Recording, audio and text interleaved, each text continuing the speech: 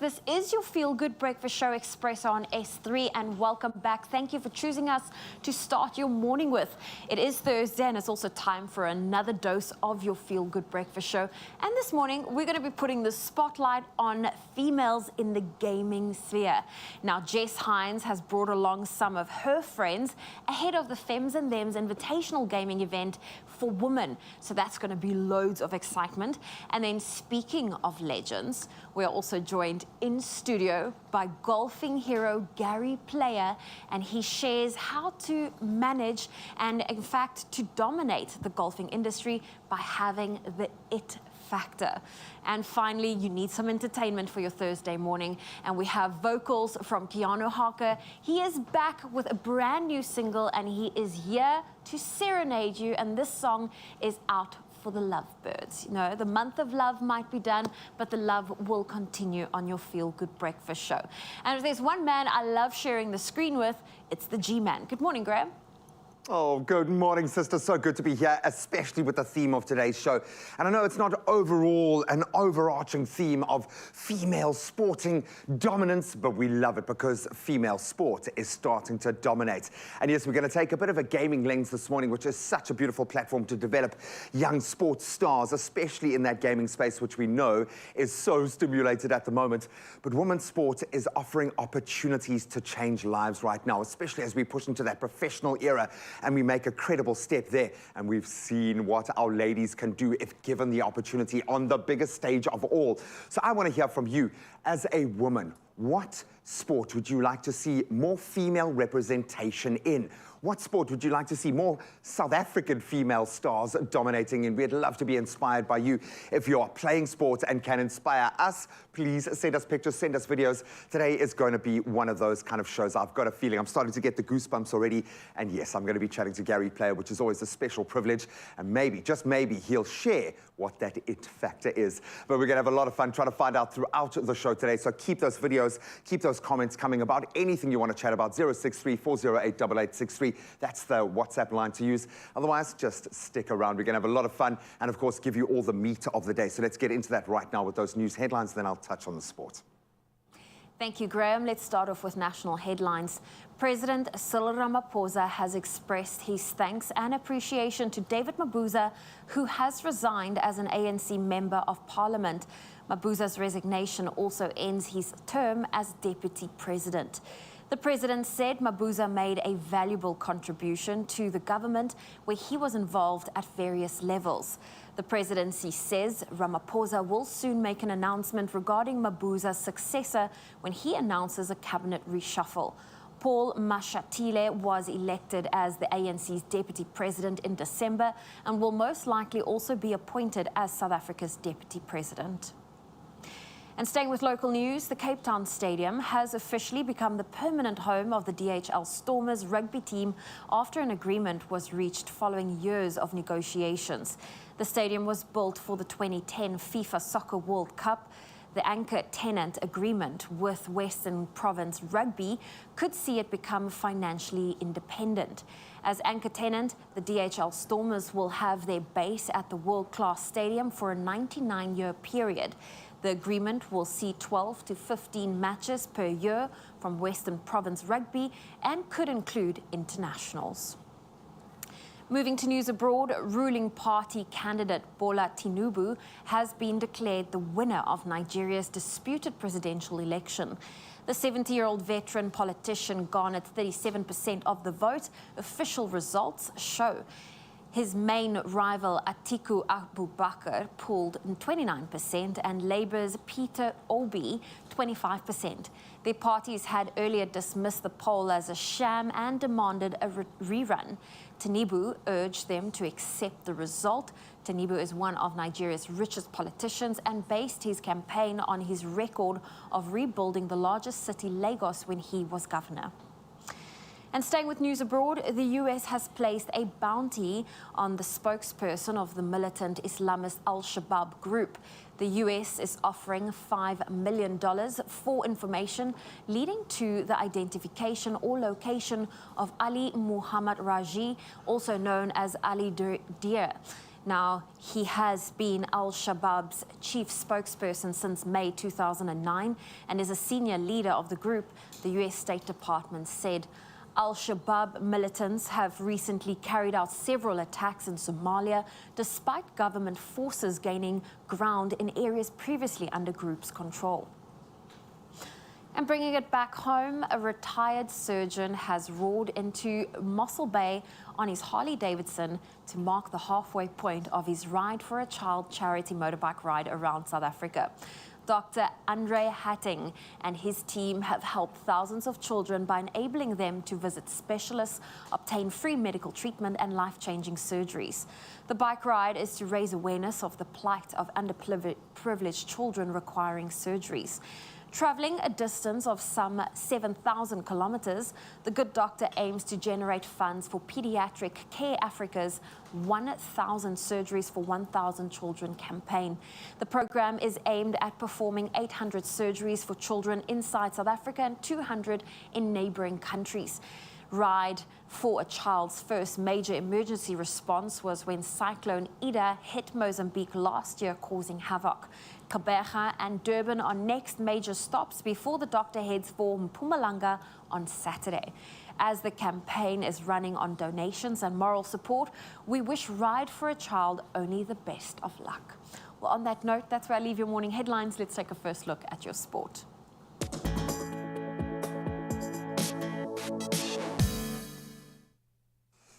Thank you so much, Zoe. Let's start with cricket, and quite a dramatic day yesterday. 11 wickets fell, in fact, in that final session of play to leave South Africa gasping, and the West Indies with a renewed hope on that second day of the first test. So the evening session has proved a graveyard for batsmen, with South Africa losing 7 wickets on day one, and then the West Indies losing 7 for just 43 themselves yesterday to tumble from 169 for 3 to 212 all out. And that was largely due to Anrich Nokia, destroyer-in-chief for the host, taking 5 for 35. Could be close to his best, I think. The Proteas, they lost 4 wickets for just 18 runs as they ended the day on 49 for 4 with a lead of 179 runs. Hopefully, they can steady the ship. Speaking of which, Arsenal shored up their top spot in the league, extending their lead, in fact, at the top of the Premier League table to 5 points now as they thrashed struggling Everton at the Emirates Stadium. Sean Dyche's side, who remain in the relegation zone, frustrated Arsenal until about 5 minutes before halftime when Alexander Zinchenko's pass played into Bukayo Saka for a thumping finish, as we've become accustomed to see. And Saka robbed the dawdling Idrissa Gueye to play in Gabriel Martinelli for the second, with Martin Odegaard making it 3 before Martinelli scored his brace. And elsewhere, goals from Virgil van Dijk and Mo Salah secured Liverpool a nice 2-0 win over Wolves to move up to 6 on the table now. And staying with footballing news, Ilman Ndiaye scored a superb late winner as championship side Sheffield United stunned Tottenham to progress to the quarterfinals of the FA Cup. And I suppose that's what this opportunity, the FA Cup, is all about.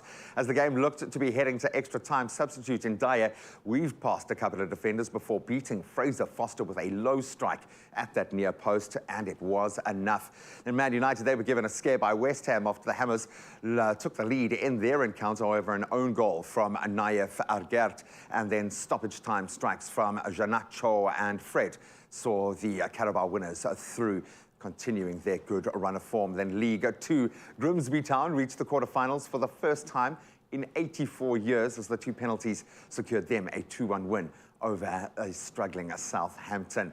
Fairy tale stories, and we love it. Now we turn to tennis, and Novak Djokovic, he beat Talen Griekspoor in straight sets to reach the Dubai Tennis Championship quarterfinals. The 22-time Grand Slam champion beat the Dutchman 6-2 and 6-3.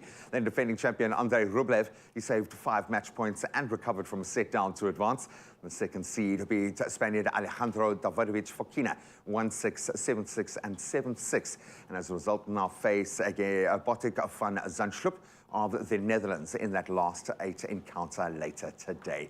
And that's where we leave our sport for now, at least, albeit throughout the show we are going to be celebrating women in sport in one of the coolest sports there is, and certainly one of the biggest paying gaming. So stick around for that, but right now let's get you set for the weather in store for today.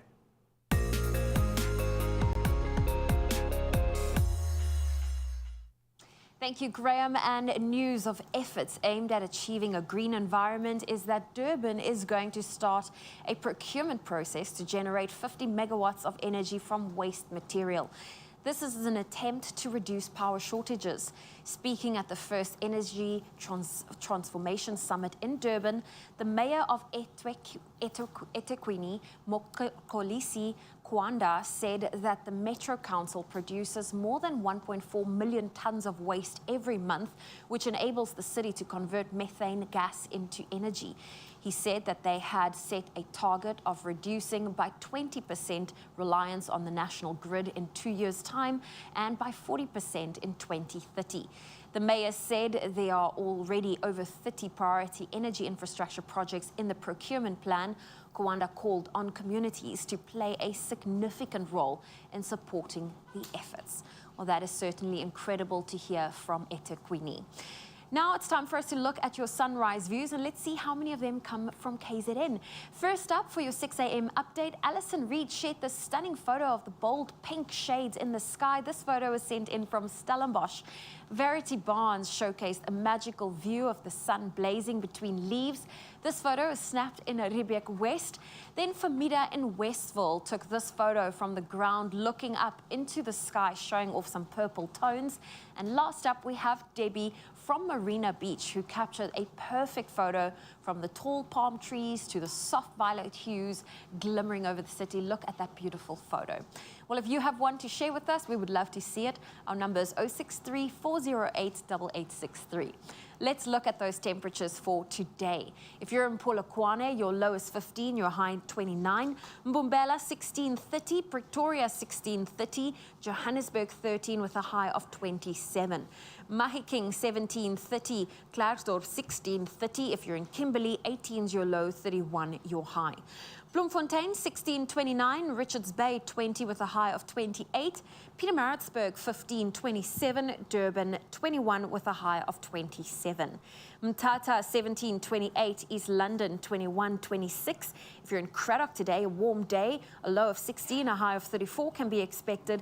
Gqeberha, your low is 18, your high 25. George 1626, Cape Town 1727. If you're in Worcester, brace yourself, a sunny day ahead with a low of 19, a high of 38. Sutherland 1432, and Uppington, your low is 21, your high 38 degrees Celsius. Well, that was a first look at your weather. We'll have another update shortly after 7. I know you're dying to know what goes on behind the scenes, so let's take a little look. Keanu Hawker's in the house. And in case you forget, he now writes his name on his top. Just to remind people. Just so that people know. Self-promotion. You've got to believe in yourself first, buddy. We love you, dude. I was watching this guy busk like 2 or 3 years ago. He is blowing up. He's got music, and we're going to hear it today. But it's so good to have you here. Then this is a young Rushka and an Adam.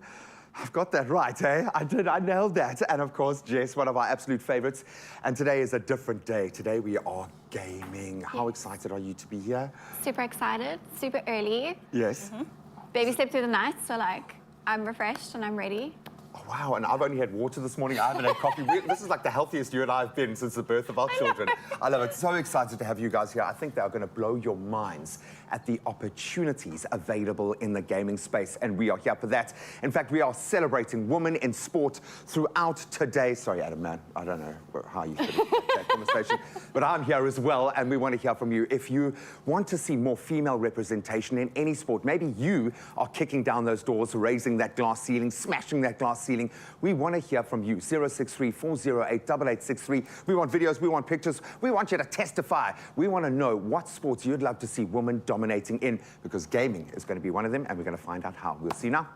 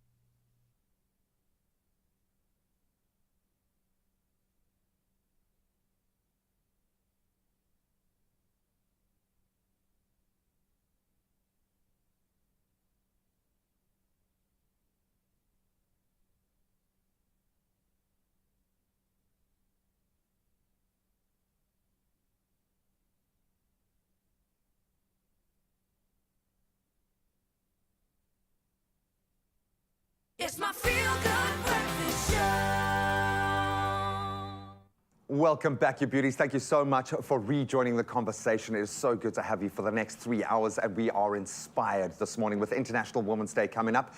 It's important to highlight the places where women are advocating for their space because they have to. Now, the gaming scene is one of those, undoubtedly, with it being historically obviously quite hostile, not even just unwelcoming, but hostile towards women in many cases. And to this day, many women still face that hostility when playing or joining communities that are largely male spaces. Just let that sink in before you let your bias or whatever reaction kick out, because it's true. And today we are speaking to some gamers who are hosting what sounds like the most amazing tournament just for women and femme gamers in their effort to advocate for women in gaming. Welcome to all of you. Thank you so much for joining us. Rushka, Adam, Jess, this is an exciting opportunity. I've had my eyes opened to the opportunities within gaming. I've been lucky enough to have a front row seat, your hubby being a big part of my journey in that space. We've created content together. I love gaming. I'm useless. My 5-year-old. This has already surpassed my hand-eye coordination in that space. But there is an opportunity now more than ever. The world has changed. It's a digital landscape now, which means that you are future-proofed if you have some kind of skill set here. What is this all about? The tournament specifically that we're hosting is just to highlight all of the women gamers, the creators that we have in our community, because they are often quite overlooked, right, by their fellow gamers, by sponsors, by everyone. So we specifically just want to focus on them. It's not a big esports league tournament. You don't have to be a grandmaster or be the best player in the world to compete. But if you identify as woman or femme-aligned, you're welcome to join, you're welcome to compete and take part. And we will be highlighting all of those creators through our streams and just building a little bit of a safe space and a community around that. You're the only person I know who can solve the world's problem with one event. Yeah, we'll sort it out. We're going to climate change. We're even dealing with climate change in the space. I love it because there is a click. There is a sense of I don't know, maybe it's, I always used to think the simple answer was never true. Otherwise, why have people not just done it? But now people are just doing it, making those connections. Rushka, why are you passionate about this event from a female perspective? Please explain to me as a man, because I can't understand your experience in this space as much as I would like to. I think I'll start by saying that growing up, I didn't see any colored women, any women of color, first of all, in most spaces, let alone gaming. Yeah. And still to this day, it's very hard for me to find any women of color on Twitch or whatever streaming platform you're looking at when it comes to gaming. So it was important for me to showcase just how many we have in South Africa alone. There are so many. We've got Androva, we've got Paisley, we've got Honey. There are so many.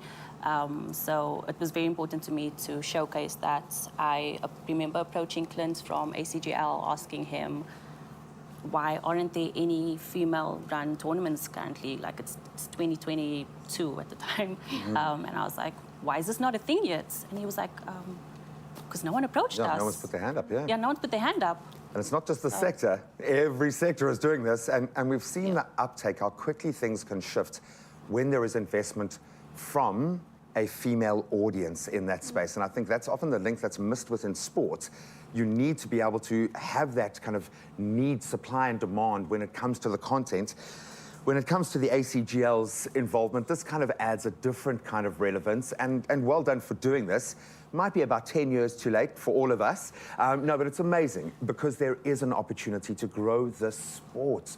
So why are you so excited about being involved? Why did you guys want to jump on board? So ACGL loves working with Jess, Rushka, and every minority because gaming, it's supposed to be a safe space. It's supposed to be a place that brings a community together. No matter where you're from, you should be able to share your passion. And that's the one thing that brings a lot of people to our platform. We do lots of public tournaments, we organize events, and since the first iteration of this last year, which was the Women's Apex Invitational, it was fantastic. Just seeing the beginning and now where we're at here, it's fantastic. The response from that event, people felt safe, people were saying, I've never felt so empowered before. It really created a space where people could just be themselves. And it wasn't toxic, it was fun. No, it was amazingly fun. I mean, I had so much fun watching that stream, and even though it wasn't for me, it was so enjoyable to watch. And ACGL is just all about pushing that community. We want to make it a better place for everyone. I love that. No, I'm starting to see ideas because every day I sit with a new energy player or a new community builder or a new person wanting to find tools to develop. And gaming is a social construct, it's a community, it's developing skills that are so vital right now. I've seen cities be redesigned by 6-year-olds playing a game. Literally, this has happened in Khayelitsha. Guys, this is where we're at. What is the opportunity commercially for women in gaming right now? Because at the heart of this, I look at what you do. I can't call you a gamer. You're a content creator, an influencer, a mom, obviously, within that space. I don't call myself a gamer. I'm really bad at games, actually. Yeah, but you've been able to build this little mini industry. What do you see the real opportunity for women in gaming right now? What does that look like?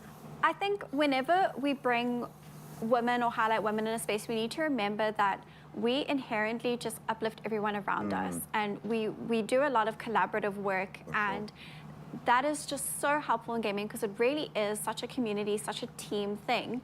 So when you have people all working together, it's always going to succeed.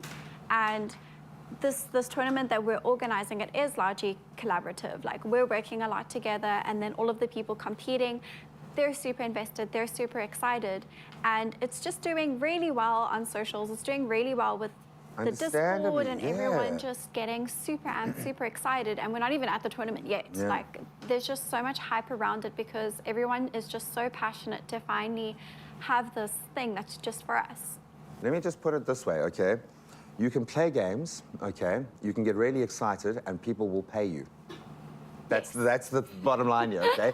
Then you can become better at it. You can enter tournaments and people will pay you like 10 times as much. Then you can become really good and earn more than NBA basketball players. That's what gaming is right now. And every now and then do a photo shoot where you hold a keyboard. And you're good. A beautiful keyboard. Instead of a basketball, it's a keyboard. It's a keyboard. I absolutely love it. We're going to keep you guys around. We're going to talk more tech, and we are inspired, and hopefully this has lit that light bulb for you. There is an opportunity now. Go and grasp it. I'm going to go and grasp the opportunity in the kitchen. Oh, yes. Speaking of the kitchen, G-Man, you will come and join me because we're about to give your breakfast a new spin by adding omelette elements to a flaky, buttery roti base. And, you know, we're going to drizzle it with some yogurt, wrap it up, and we are ready to serve. Now, this recipe, it really is that simple. It only takes 3 steps to prepare and a couple of ingredients. So, G-Man, come on in here and join me.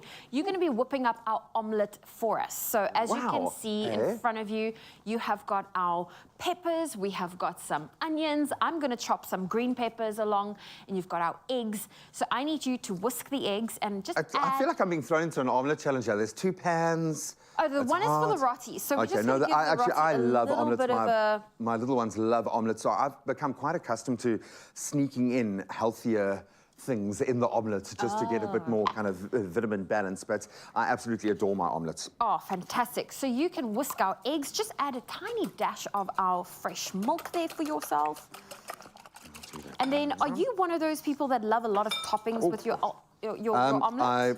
I am a purist. A purist, okay. Yeah, no, like I absolutely adore my egg. So an omelette for me, if anything, halloumi and avo to push the growth out a little bit, but beyond that, yeah, maybe a little bit of bacon. But a little bit of bacon. Yeah, I won't overload it, but like I say, I'm becoming a lot more adventurous now with having kids. Okay. Fantastic. So I'm just giving our little omelettes a quick little fry here. You're going to season with some salt and pepper. I know you don't like coriander, so you can leave that out. We've got some paprika.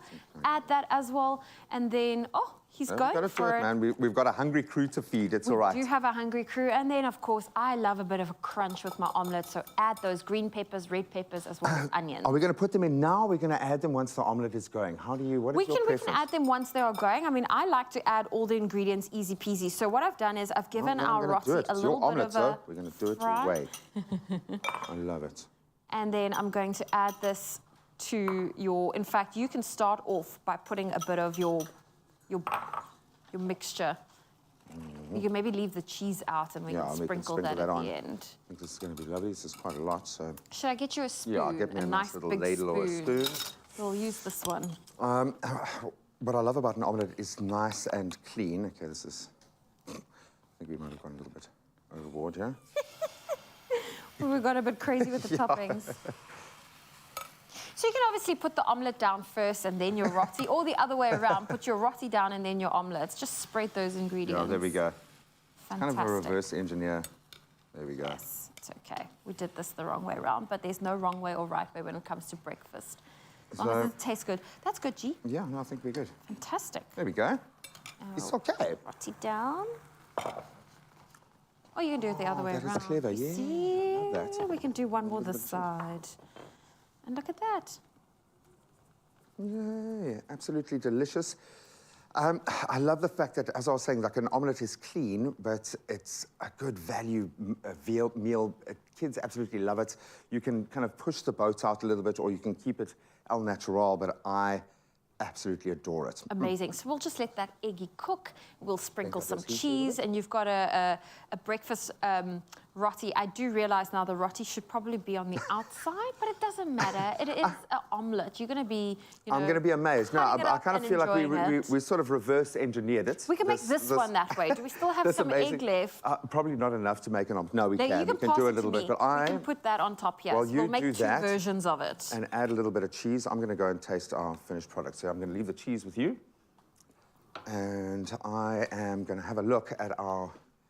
I see what you're saying. Okay. It looks good. Oh, it looks amazing. Love the peppers. And then you can just simply finish it off with some Greek yogurt or normal yogurt.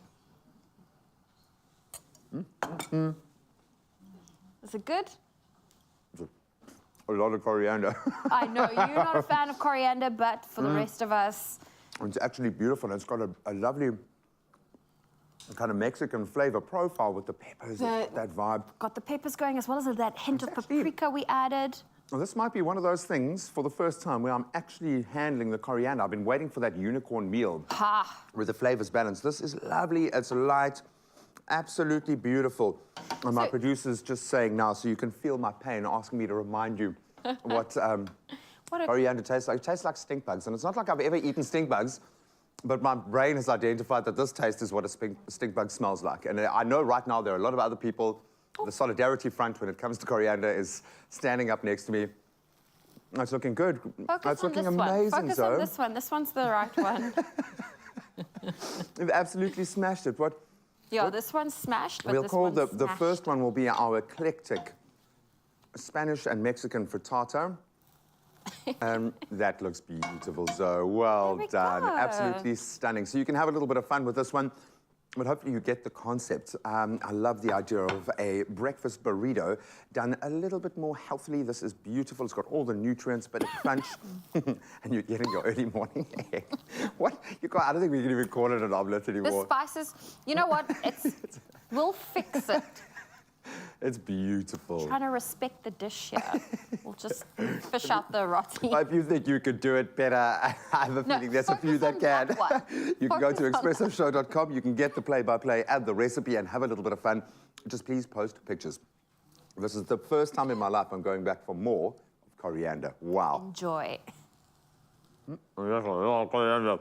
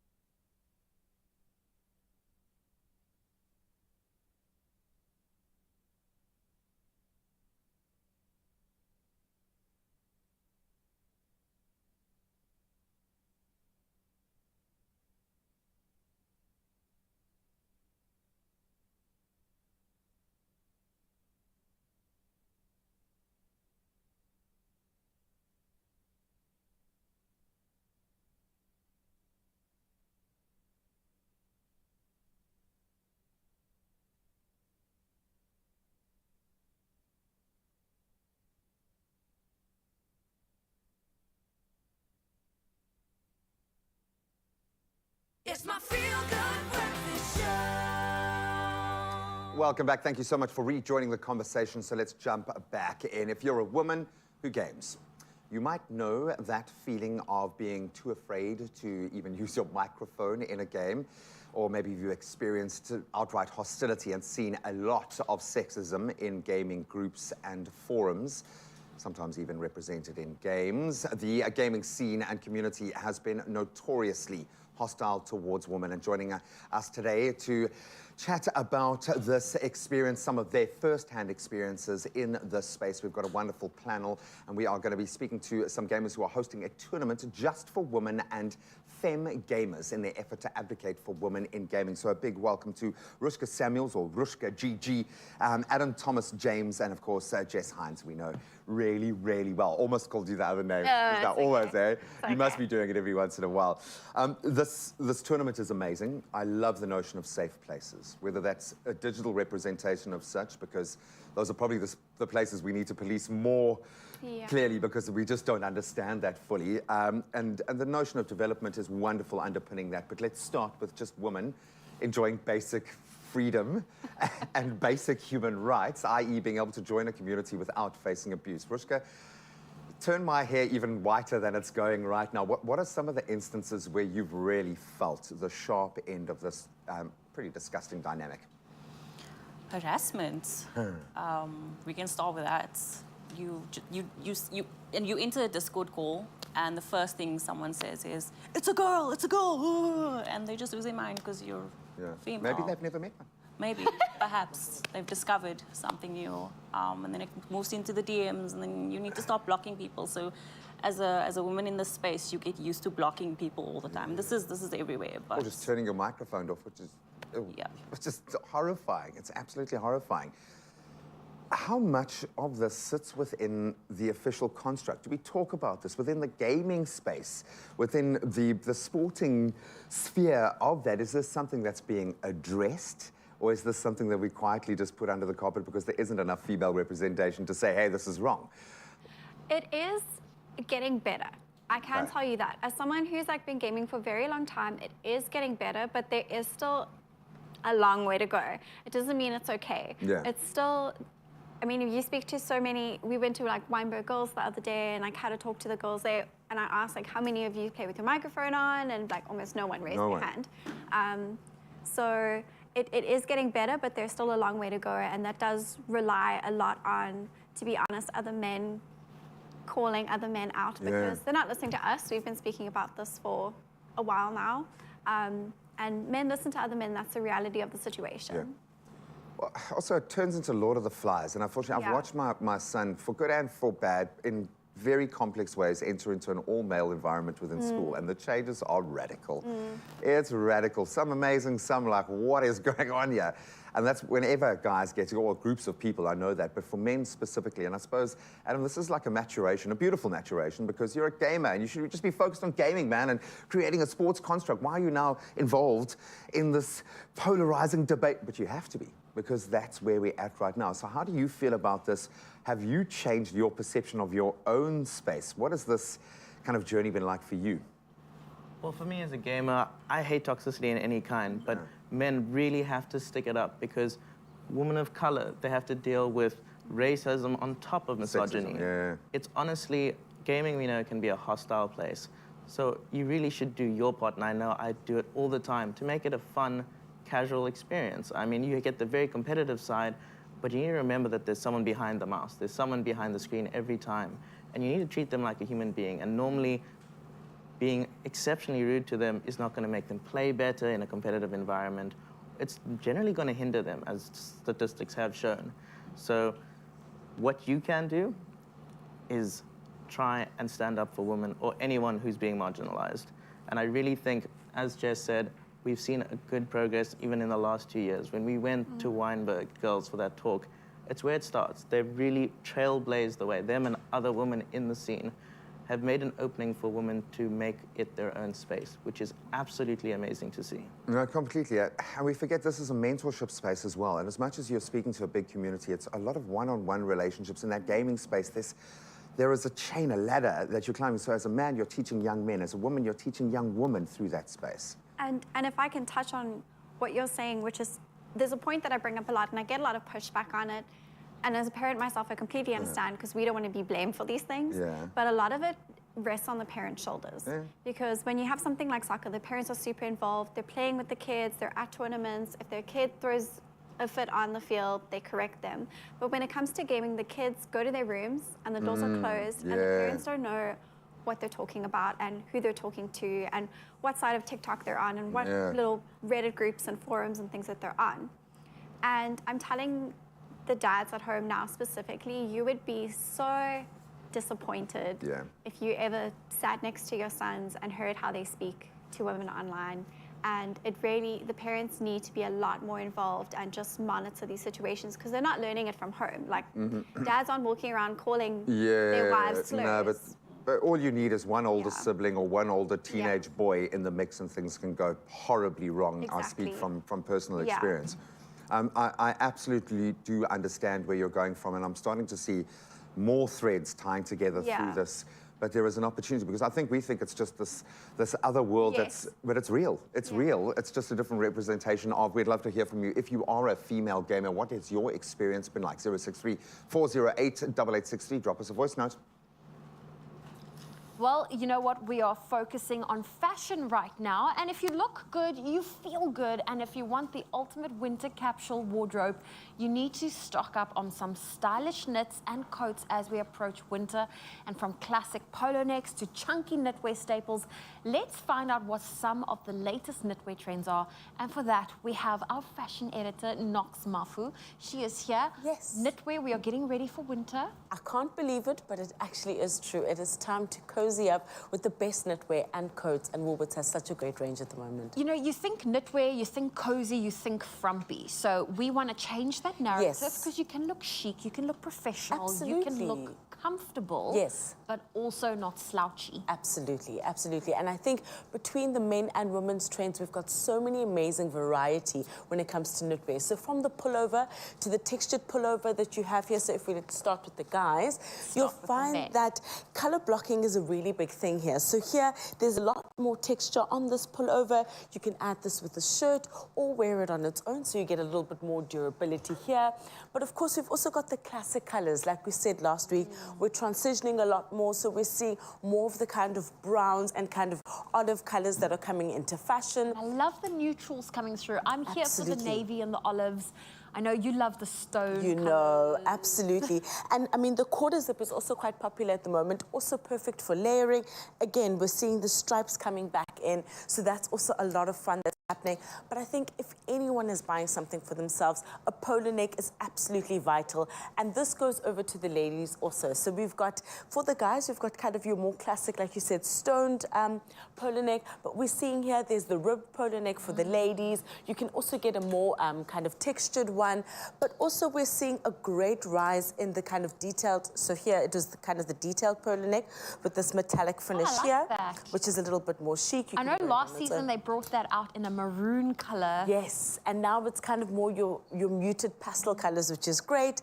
But of course, for a little bit of pop of like pattern, we're seeing a really nice drop shoulder cardigan here, which I love. Soft. So soft, a nice statement piece also that you can add, definitely great for layering.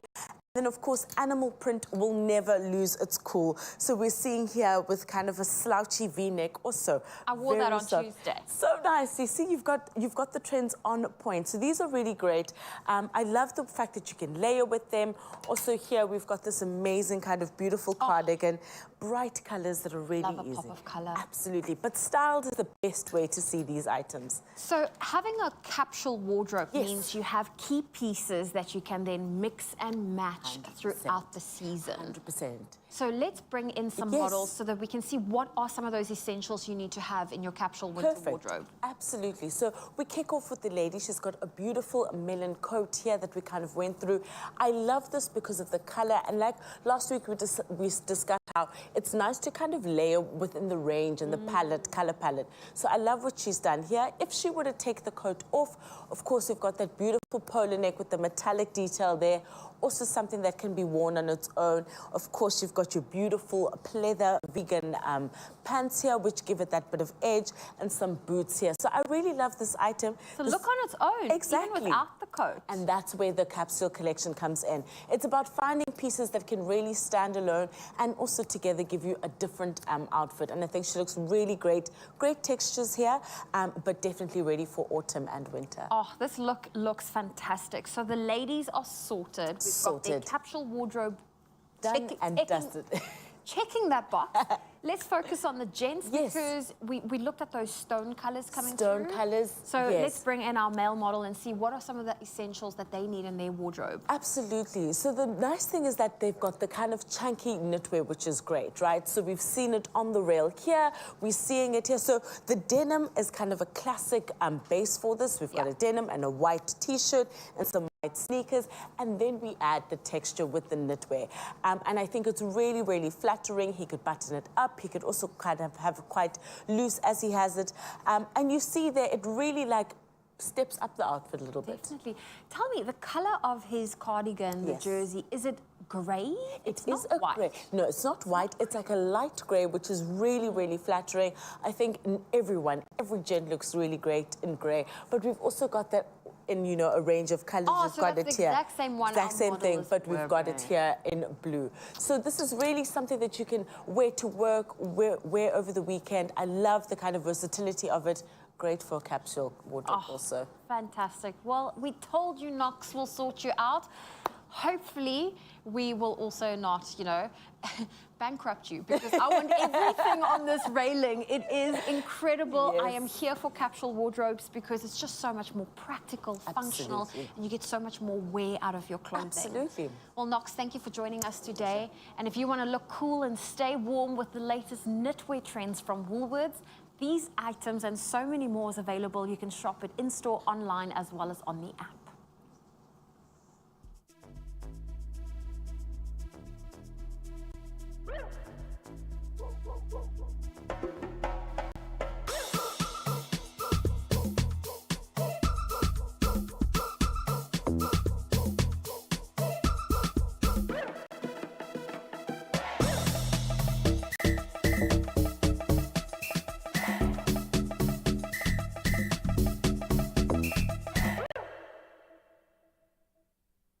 Only you can make my day.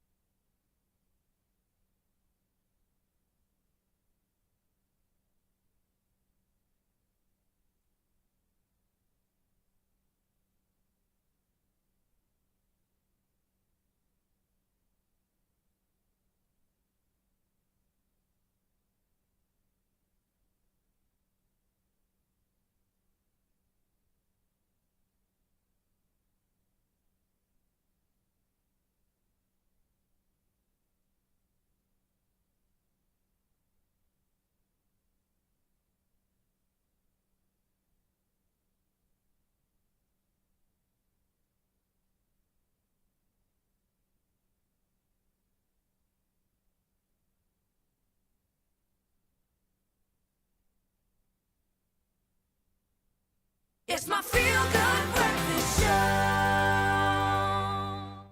Every time I see you, I get even more excited because today is something special. I can see the pieces falling into place. We've been speaking so much about online games and team chats. So let's take a look at a game that relies a lot on what that communication is, the idea of collaboration, those elements to actually win the game. And we've got Jess with us to talk about Overwatch 2. I think people might be surprised. I think they might have thought of a different branded game. I love this. Yes. I just saw a different light in your eyes. It was like, I'm going into Overwatch mode right now. But this is cool. Eyes on the prize. Yeah, I love that. But gee whiz, when you see the top exponents in these gaming spaces, collaboration, they need sports scientists to sit with them, to help them to learn to collaborate, to be able to play this game. But take us to the heart of it. It just looks beautiful. This is actually like one of my all-time favorite games, and we've chosen it for the tournament specifically because it's free to play. It's cross-platform. Like you can play it on anything. It's democratized. Yeah, it's so accessible. It's so much fun, and you don't need to have played the first one to understand this game. You can just kind of jump right in, and there's such a variety of heroes and a variety of roles. Like, there's my daughter. There's my daughter again. There's my girl. And she'll see this. She watches her brother play. Yes. And then she runs out the room screaming, "I am Georgia!" And Georgia, she uses her name as a war cry. I mean, that is beautiful. So, how does the game dynamic itself work? Why is this such a great place for young people, especially to come and collaborate and to be in that team, that community environment? It is a team game. It relies heavily on communication and everyone in their different roles. So what has changed now, it used to be 6 team members, now it's 5. So you have your tank, your 2 damage, and your 2 healers, and they obviously all rely on each other. Your tank kind of charges through those enemy lines, clears the path. And we all have a friend like that. Everyone has that mate. That's me, I'm the tank. Yeah, always overextending. Then you have your damage that's taking the other team members out, and then your healers that are obviously supporting the tank and the damage as much as they can. So you need to know your hero, their roles, what they do, and then work together to... And talk and communicate and get the best out of it. Do you have to have experience in the game? Do you walk this journey? Can you just pick it up and play? Where does this fit into the gaming ecosystem? I think you can just pick it up and play. I wouldn't play the super ranked games if you've just started, because a little too humbling. You get very frustrated. Your team members are going to get frustrated with you. They're like, what are you doing? But there are many modes to play in this game where you can kind of get to learn a little bit before you jump into those sweaty competitive games. So that is a lot of fun. And maybe there is a lesson in culture, and I hate to use the word coding, but we often in this space, maybe there's something to know that if you're going to misrepresent yourself entering into a space, but that might lead to something. It's not to condone any negative reaction, but just bear in mind if you're a young gamer, just like a young surfer, you know, just you got to know where you fit into that ecosystem because it is a collaborative space. All of this being said, it looks, I mean, there's a lot of action, but it doesn't seem like, I'm kind of thinking my son would be comfortable in this, but where do we sit with now as a parent? How do you feel about the age grouping on this? I would be quite comfortable with like a younger kid playing this because there are guns, but it's not super violent. Like not every hero has a gun. There's not a lot of gore. It's not super graphic. A lot of it's just almost like magic and technology. And so, you know, I would feel quite comfortable with a younger kid playing this if you don't want your kids playing super violent games, because although it is a shooter, it's not particularly violent. And it's representative in a very extreme way. No, it is. There's a huge diversity of characters as well, like men, women, in between, characters that aren't even human. It's great. And I love the tech vibe. I love the fact that this is a way to get excited about tech in a way that isn't, as you say, violent. And I love the fact, and this is literally how I buy things. Whether it's a toy, whether it's a comic, whether it's a game, if I can't find a ginger-haired female anywhere in the mix, my daughter doesn't get it, and that's the simple truth. I absolutely love the fact that we have got opportunities for youngsters, especially young female gamers, to feel safe, but also just to have fun, because that is what gaming is about, and this looks like the one. So thank you so much. I think we're going to keep you here the whole day. You're just going to have to stick around. I got to go play some Overwatch. Of course. You can set it up here. I think hubby might have left something here for you to play. Our crew demands it, but we're going to keep all the details of this incredible event. Just quickly, how can people connect with the event, specifically for female gamers and the femme community? How can they connect with you?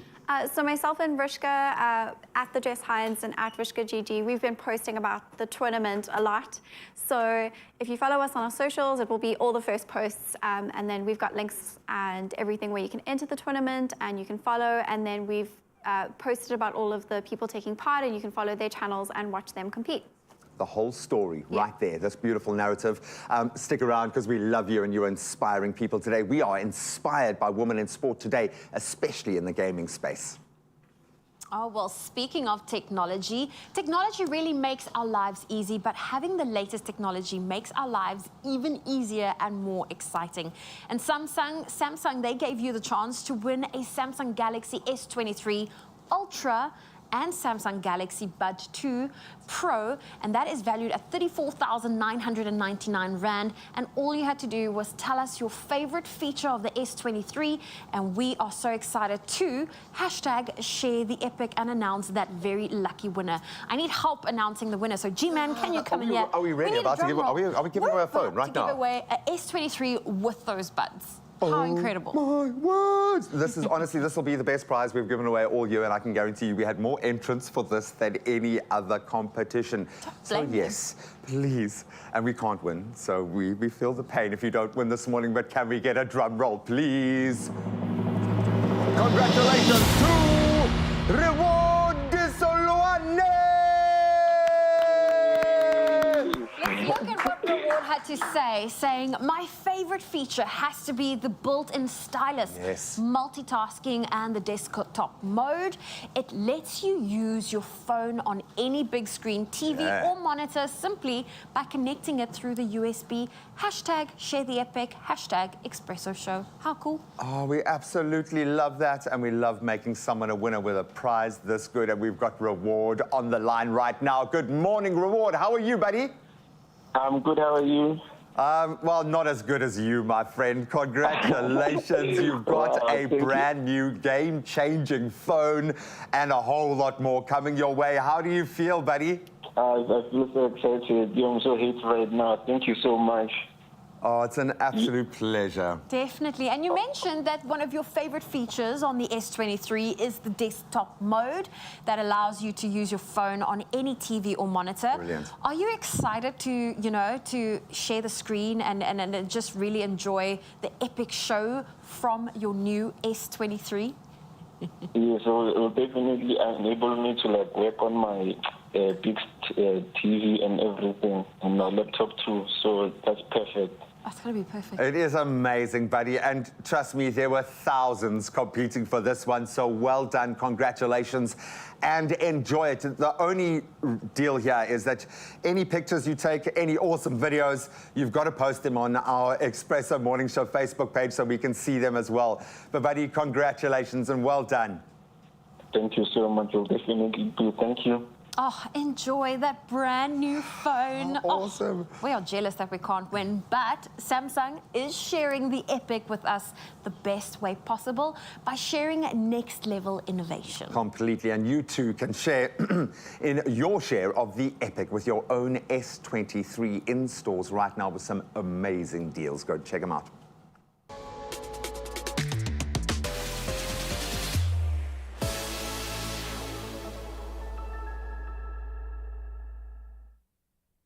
Only you can make my day.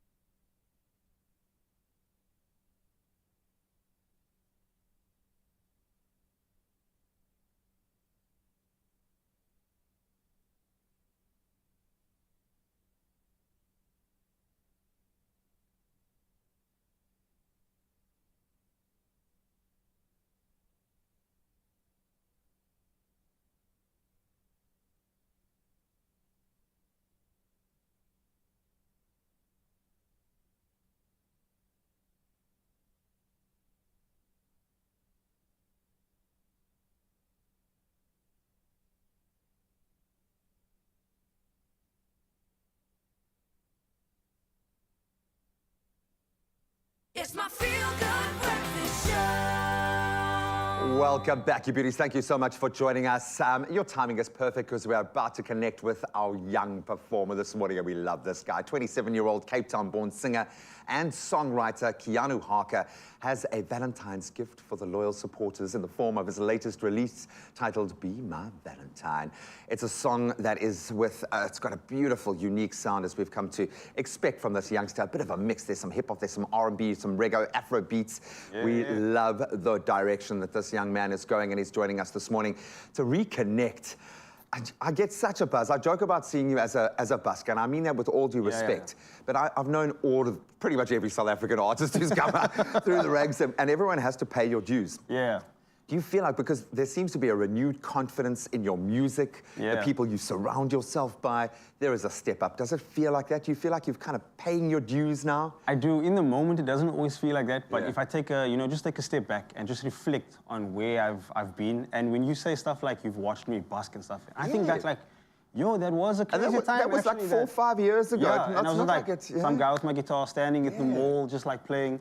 And when I think back, it's like, wow, I can be proud of what I've done so far. And I think the album is just another reminder. I believe in me, and that's what I've been doing, and here we are. Yeah, and also it's a lot of love to share. Be Oh, My yeah, Valentine. Why definitely. was a Devotion of Love the perfect song to kind of mark this next phase of your career?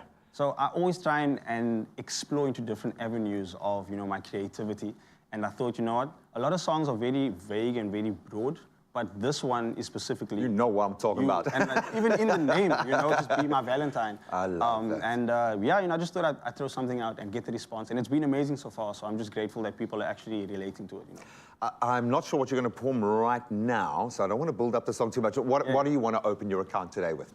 So today I'm going to open up with a song called Solace. Okay. Which is another very personal song as well, that I wrote to my wife. And I think as much as my songs are, people can sing along and they can vibe to it, it's also a place where I can write from, So it's a very personal song as well, and I'll start with that one. Well, let's help the people and your gorgeous wife find some solace. We're going to do that in just a moment. Yes, sir. After we get through those news headlines, then you can soften the blow from all that negativity. I got Kiana ain't going anywhere. He's got some masters of their craft around him today, and you are in for something special.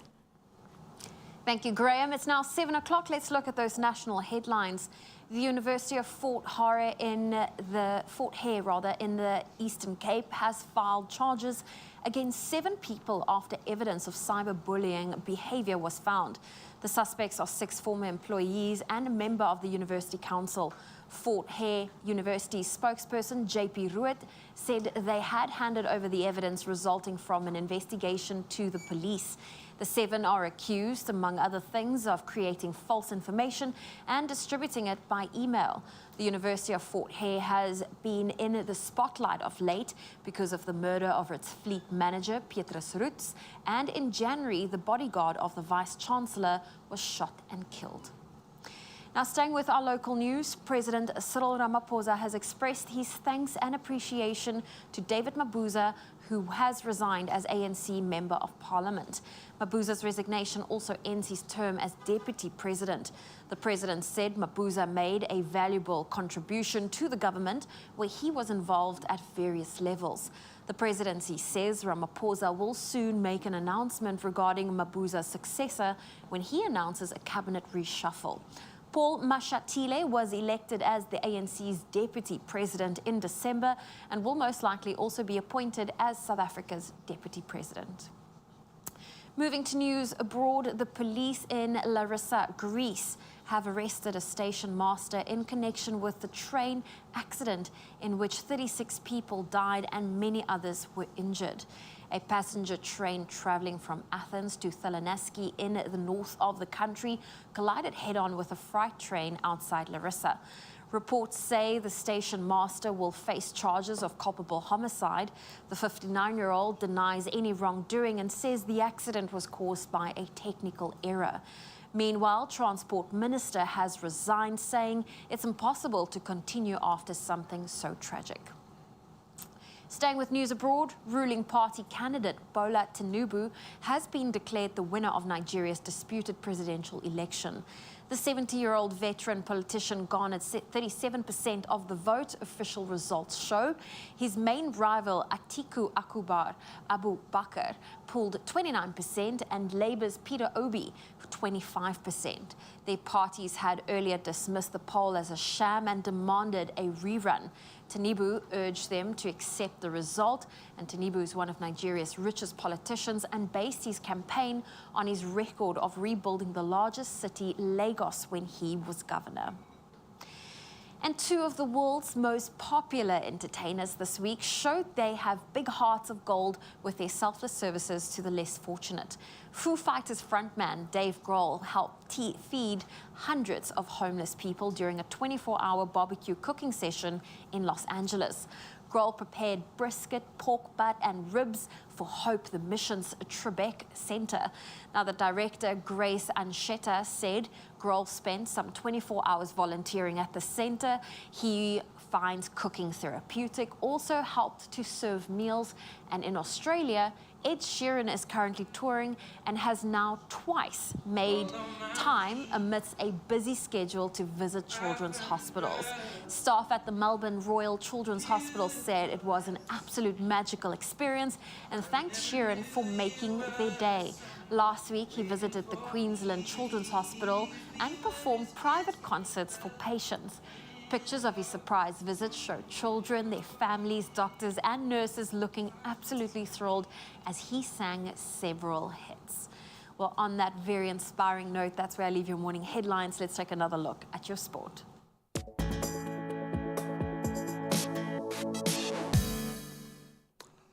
Look, I know I'm normally a cry risk. I didn't think the news would break me today. That was beautiful. Thank you so much. So let's start with cricket news. Maybe not quite so emotional. 11 wickets fell in that final session of play to leave South Africa gasping, and the West Indies with a glimmer of hope on the second day of that first test. Boy, did we get the drama. The evening session has proved a graveyard for batsmen, with South Africa losing 7 wickets on day one.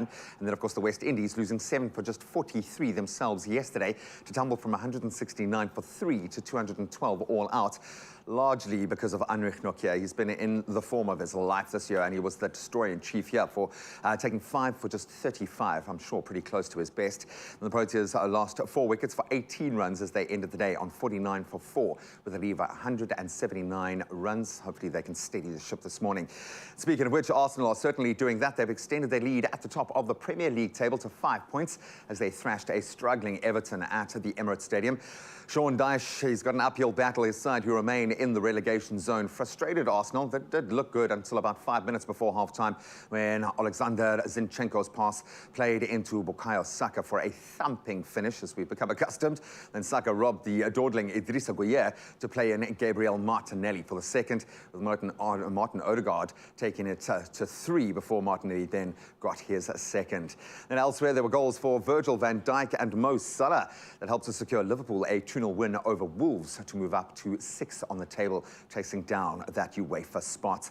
Then staying with European football, but moving to the oldest club competition in the world, Ilimam Idiaye scored a superb late winner as Championship side Sheffield United stunned Premiership side Tottenham Hotspur to progress to the quarterfinals of the FA Cup. And it's just about those kind of fairy tale moments that this organisation, that this cup was developed. As the game looked to be heading into extra time substitute, and Idiaye, he weaved past a couple of defenders before beating Fraser Foster with a low strike at the near post. And elsewhere, Man United, they continue their good form. They were given a scare, though, by West Ham after the Hammers took the early lead in their encounter. However, an own goal from Nayef Agert and then stoppage time strikes from Garnacho and Fred saw the Carabao Cup winners through to the next round. Then League Two, Grimsby Town, they reached the quarterfinals for the first time in 84 years as 2 penalties secured them a 2-1 win over a struggling Southampton. But boy, will they enjoy the financial shot in the arm that comes with making it to the corners. Now, on his own progression, we turn to tennis now. Novak Djokovic beat Tallon Griekspoor in straight sets to reach the Dubai Tennis Championship quarterfinals. The 22-time Grand Slam champion beat the Dutchman 6-2 and 6-3. Then defending champion Andrei Rublev saved 5 match points and recovered from a set down to advance. Incredible. Second seed beat Spaniard Alejandro Davidovich Fokina 1-6, 7-6 and 7-6. As a result, they'll now step up against Botic van der Zundschlup of the Netherlands in the last 8 encounter later today. Well, that's where we leave our sport for this hour. We continue to celebrate women in sport, and if you'd like to see more representation in a sport, let us know. 0634088863. But right now, let's get you to work safely with Zozo.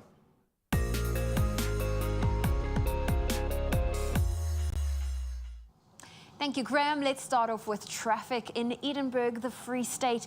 Now, there's a truck on fire on the N1 route at the Edinburgh and Trombsburg section leading to Bloemfontein. Please avoid this area. Emergency vehicles are en route. Then in Midrand, Johannesburg, there's been a multi-vehicle accident on the N1 northbound after Allendale Road. Both left lanes are closed and there's about a 45-minute delay.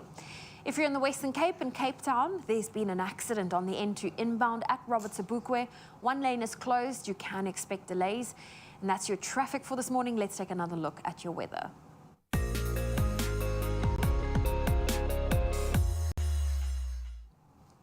And we start off with some news. Tropical cyclone Freddy has caused havoc in neighboring Mozambique. The town of Mabote in the southern province of Inhambane is flooded and presently isolated. The Mapembane-Mabote Road, the only land connection to the rest of the province, cannot be used. A provincial roads official explained that heavy rains that hit the province after landfall by Freddy has made it extremely difficult for vehicles and people to move around. He said driving rain had badly damaged close to 700 kilometers of roads across the province, disrupting traffic in a big way. Meanwhile, in the city of Beira, in the central Sofala province, the number of families seeking accommodation centers continues to increase because of homes that are flooded. On Tuesday, some 200 people sought accommodation at a local primary school, and that is in the Matadoro district. And this district administrator said some families would be transferred elsewhere to avoid overcrowding. More rain is expected in the coming days. Bringing it back home, we'd look at your sunrise views for your 7 a.m. update, starting off with Lajith from Sea Tides, showing off this bold orange tones of the sky reflecting over the ocean. Razia from Kabeja showcasing this picture-perfect photo from yellows to pinks. Look at that, absolutely flawless. Zeneca from Kenville shared another beautiful view from her home. Definitely looking like it's going to be a blissful day.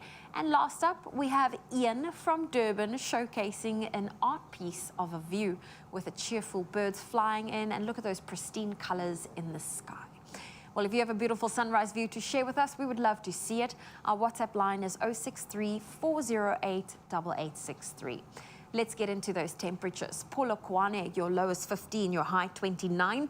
Mbombela, 1630. Pretoria, 1630. Johannesburg, 13 with a high of 27. Mahikeng, 1730. Klerksdorp, 1630. If you're in Kimberley, 18's your low, 31 your high. Bloemfontein, 1629. Richards Bay, 2028. Pietermaritzburg, 1527. If you're in Durban, expect some rain. 21's your low, 27 your high. Mthatha, 1728. East London, 21 with a high of 26. If you're in Cradock, 16's your low, 34 your high. Kabeja, 18 with a high of 25. George, 1626. Cape Town, 1727. If you're in Worcester, 19's your low, 38 your high. Sutherland, 1432. Uppington, your low for today is 21. Your high, 38 degrees Celsius. Well, that's where we leave your weather for now. We'll have a final update shortly after 8. So this is what I get to see behind the scenes. It's our brand new T-shirts. Chadovsky, looking beautiful, man. I love this guy. So I'm dying to know what's going on in the kitchen here.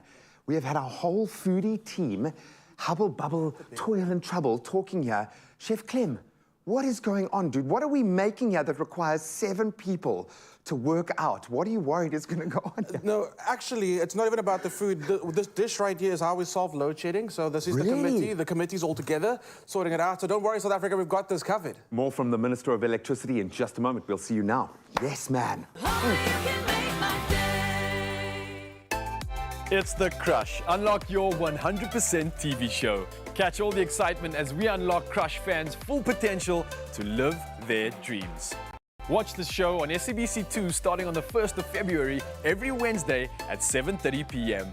Plus, you stand a chance to win your share of thousands of prizes. Simply buy any Crush and follow the pack for entry details. Crush, 100% goodness.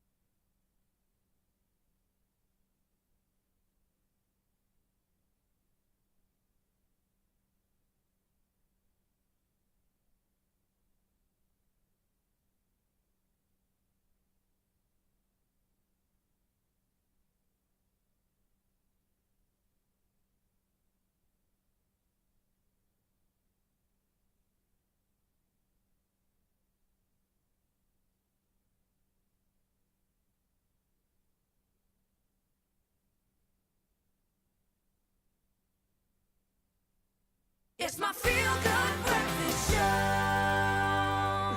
Get those aprons on, baby. It's time to cook. And we are excited. It's your feel-good breakfast show. So why don't we make some breakfast for a change? In fact, breakfast for champions this morning. So for centuries, we've been enjoying oats. For centuries, it's the OG. And not just for breakfast. Over the years, we've been introduced to plant-based products that are better for us and for the planet. Okay, don't go blah, blah, blah, blah. It's real, it has to happen now, and you will benefit from it. And Chef Clem is here to show us how to refresh the traditional breakfast and come up with the ultimate solution for load shedding for you and your family. Absolutely. But I wasn't joking earlier. This is how you gain the power. Yes, putting it the back power. into the system that is your body. Yes. This is an amazing dish, and plant-based ingredients in general have never been more popular because people are adapting what's called a flexitarian diet, which means you're incorporating plant-based items maybe twice or See, it 3 comes days without a the week. cultural label. You know? There we go. Do you understand what I'm saying? Yeah. Funny enough, inside but people also like a little bit of a label saying, hi, my name's I'm Flex. Pedro. I'm Flex. I'm Flex. I'm Flex. I'm yeah. Flex. But although that could be if you're introducing yourself to someone, just watch how they look back at you. If they give you the eye like, oh, really? Then you know. will take one step back. But let's talk about breakfast. So I'm gonna prefix this entire conversation, buddy. One of the biggest shifts I've had in my dietary journey in terms of aesthetic and how I feel has been shifting to oats every morning. Honestly, it's one of the fundamental pillars, and I learned it from Ewan, funny enough, preparing for boxing. With these crazy physical transformations, this is it. The beta-glucan, the way that it helps your heart, absolutely amazing. But I need you to pimp my oats, man. Please. Do this. Let's do this. Okay, so what we're gonna do first of all is we're gonna get everything into a blender. This is gonna be a baked oats pudding, okay? So think dessert meets oats meets breakfast, which is great because I like having this for lunch. Yeah. I love having this as a dessert. It works really well. I'm gonna eat it at 3 o'clock this afternoon. You eat it at 1 o'clock, 2 o'clock, 3 o'clock, 4 o'clock. Whenever you want to eat it, you Just eat it. keep going back for more. Okay, so we're gonna get some peanut butter in there. Peanut butter is great because it's gonna give you extra protein in there. For and I sure. think flavor and the way it binds it all together. And you are so spoiled for choice now in terms of the peanut butter of your dreams. You can literally find anything from texture to sugar, salt content. There are so many different ways that you can approach it, but in any smoothie, in any oats, absolutely right. Protein without the animal, you know? There we go. Salt goes in. Salt just brings out the flavor of everything you're cooking with. Yeah. And that's the thing about oats. Whenever you cook oats, you have to have salt in the dish. You know, I remember my beautiful grandma doing that all the time and me not understanding it. I'd forgotten that, dude. It's the I way. realize this whole time I've been making my oats wrong, and my beautiful granny is rolling now. It transforms oats so dramatically. So get that salt in there. Desiccated coconut. What else went in there was, like I said, salt, baking powder, Baking powder? baking powder, a little bit of body, a little bit of texture. And so add that in there. Then we're gonna add some vanilla. Vanilla. Is this the syrupy one with it's got little dots in it that just looks amazing? This. No, this is the extract. Also, serious flavor coming through. There we go. Look at that. And I like when people say 1 teaspoon of vanilla. I'm like, why? No, put it in there, put it in there. So we're gonna go with some organic. We're gonna go with a coconut and rice drink, okay? Talking about alternatives, this is a great alternative to the normal dairy milk, but it's not just about going plant-based. This has flavor. I was going to say, it's got a beautiful flavor profile that's been worked on by food technicians over a long and very exhausting, and I would imagine quite a stringent flavor process, because I can only... Do they call you in to taste any of these crazy concoctions? They do. Say, They is this do. right? Is this wrong? They do. Because they really do this. I've gone into that development kitchen, and it's mind-blowing, but it's happening in real time. It is. And I mean, the developers have found a special way of how to get their fingers really, really tight, of how they milk the rice. It is amazing. You should see it. They just get in there and they just milk that rice and get the milk out. And they put they have one of those little like magnifying glass things that come Yes. tuk, tuk, tuk, tuk. They And put the rice milking gloves on and they go. Maple syrup. Great, that's in there. So what Clever. else do we maple need? It's a naturally derived syrup from a tree. It I is. get that. Or you It can get a is. maple flavored syrup, which is going to have that same earthy, beautiful flavor. Love it. And Chef Courtney gave me a little tip for the viewers at home. Okay. Add your oats last, okay, to the blender. Oh, wow. That's it. That's it. Boom, Now, done. we've got a beautiful seed mix. G, you want to add some seed mix to this? Which one are we rolling with? We've got a breakfast seed mix. We've got a and breakfast we've seed got a mix. cacao. Ooh. You don't have to skip out on your chocolate. Yeah. And this is, I mean, Gary Player is a fan of this. I wonder if he's going to put it in one of his smoothies. I absolutely love it. Yeah, he's going to make me breakfast. Gary Player is going to make me breakfast, guys. You don't understand. So Okay. the seeds going in here or there? In there. In here. Give it a mix. Gooi, gooi. I feel like you can kind of do this with your heart. There we go. That's perfect. Chocolate goes in. Give it a mix. We're gonna Antioxidants. antioxidants. Proteins. And it's Good delicious. And it's delicious. So you know, when I was in high school, they used to say that Clem always rolls with chocolate because he has a chocolate chip on his nose. Oh, shame, man. But now I own it. Now I own it. Now add your chocolate chips into the mix, bake it up. I love the fact that you bake this. You can bake this like in advance, and the textures are set up so beautifully. And again, that's why I say have this for dessert. It's really delicious. A few little extra chocolate chips on the top. Gee, I put a spread in front of you of everything plant-based. Okay? Are we expecting visitors today? You are the guest. Love. okay? Did you invite people over and not tell me, babe? It's all for you. We got the plant-based muffins. It's all vegan. We got the Really? plant-based cheese. It's not called Get yogurt. out. It's called cultured coconut. Okay. Oh, no, and it's delicious, guys. You don't Come understand. through with everything. If you're looking for the, Dairy-free cheddar flavored cheese. it's Get delicious. It's delicious. out, guys. It is so good. We've got everything covered when it comes to beautiful. plant-based. And it's a great way to go flexitarian if you're looking to go plant-based a few days of the week. We have everything down to a T. And the thing is, no one's going to notice. No. And I say that by no one, I mean my kids are not going to notice because these look absolutely delicious. The one thing we didn't have, okay, was a spoon for me to taste. Ah, this stuff, man. Come on, man. gee. Come on, the pain, You know the what? pain. No, It's not look, only did we not bring you a spoon, we also forgot to add our banana to the baked oh pudding. my word. So you know what? You can mush it up and put it in there, or you can just have it as a delicious snack. We need to stop talking so much. Add banana to the mix when you blend it. Gives you beautiful banana flavor, banana peanut butter, best friend. No, it's easy, but it just, there we go. Hey. Ta-da. Looks beautiful. Hey, what a garnish. Oh, What that's a garnish. beautiful. And also, what a beautiful spoon. That's the only spoon he had. Everyone was like pointing at me like No, you take that Standard spoon. grade. You take that spoon. I want to see you give this a taste with your spoon. Goldilocks picked up Daddy's spoon and tasted the porridge. Ooh, there was a bit of push back there. This has Right, got some dent. right. Oh. Is it a pudding? Is it a bread? Is it a muffin? Is it a dessert? It's full of love, I'll tell you that much. Why are you laughing at me? Right. That's good, right? It's really good. Flavors are there. And again, like I said, banana and peanut butter, anytime you put it together, you know it's going to be magic. Add the oats, you're going to be feeling good all day long. You just take a bite of the banana. Delicious. Texture is a huge thing, and that's packed full of texture. The chocolate makes it feel a little guilty, but it's not, right? All the flavors there. I want to say pudding. I love this breakfast. I love you, man. Man, my little chocolate chip. I love you. I love you, my little chocolate chip. No, that was amazing. Absolutely delicious. Remake your mornings and start the day with Woolworths.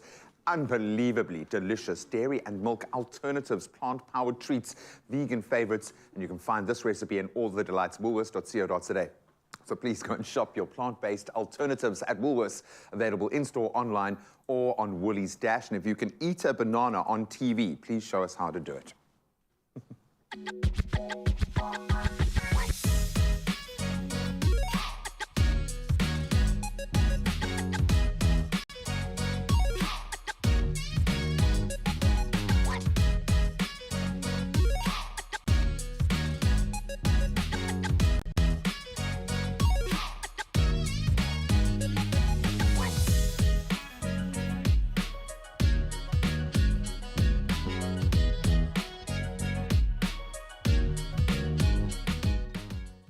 Well, earlier we got to know him a little bit better, and we are back because Keanu Harker, he is here to perform his next song.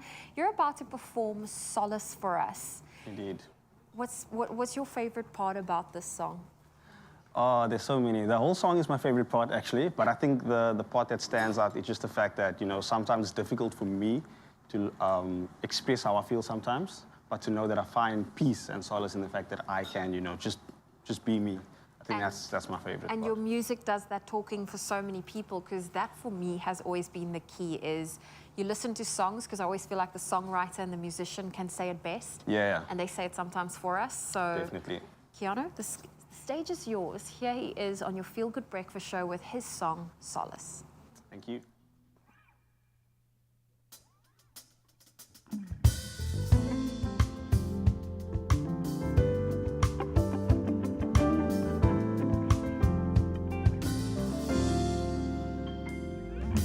Thinking about the days we met, there was something about you that I can't forget. I know that it's heaven sent. The demeanor in which you caught my confidence, it was you for pulling me through, but just being you. It's always been you, and nothing's more true than knowing it's you. 'Cause you're my day one passion, promise you're my solace, solace.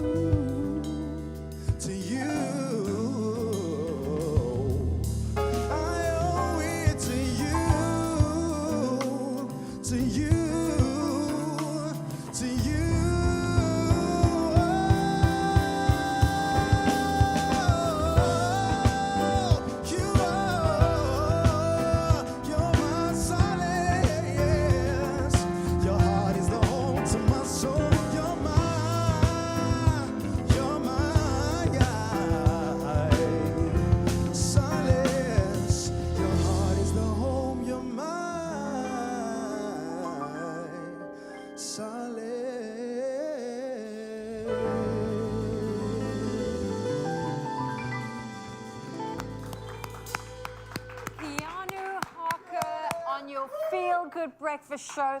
That was the first of another 2 performances coming your way, so stay tuned to your feel-good breakfast show. Only you can make my day.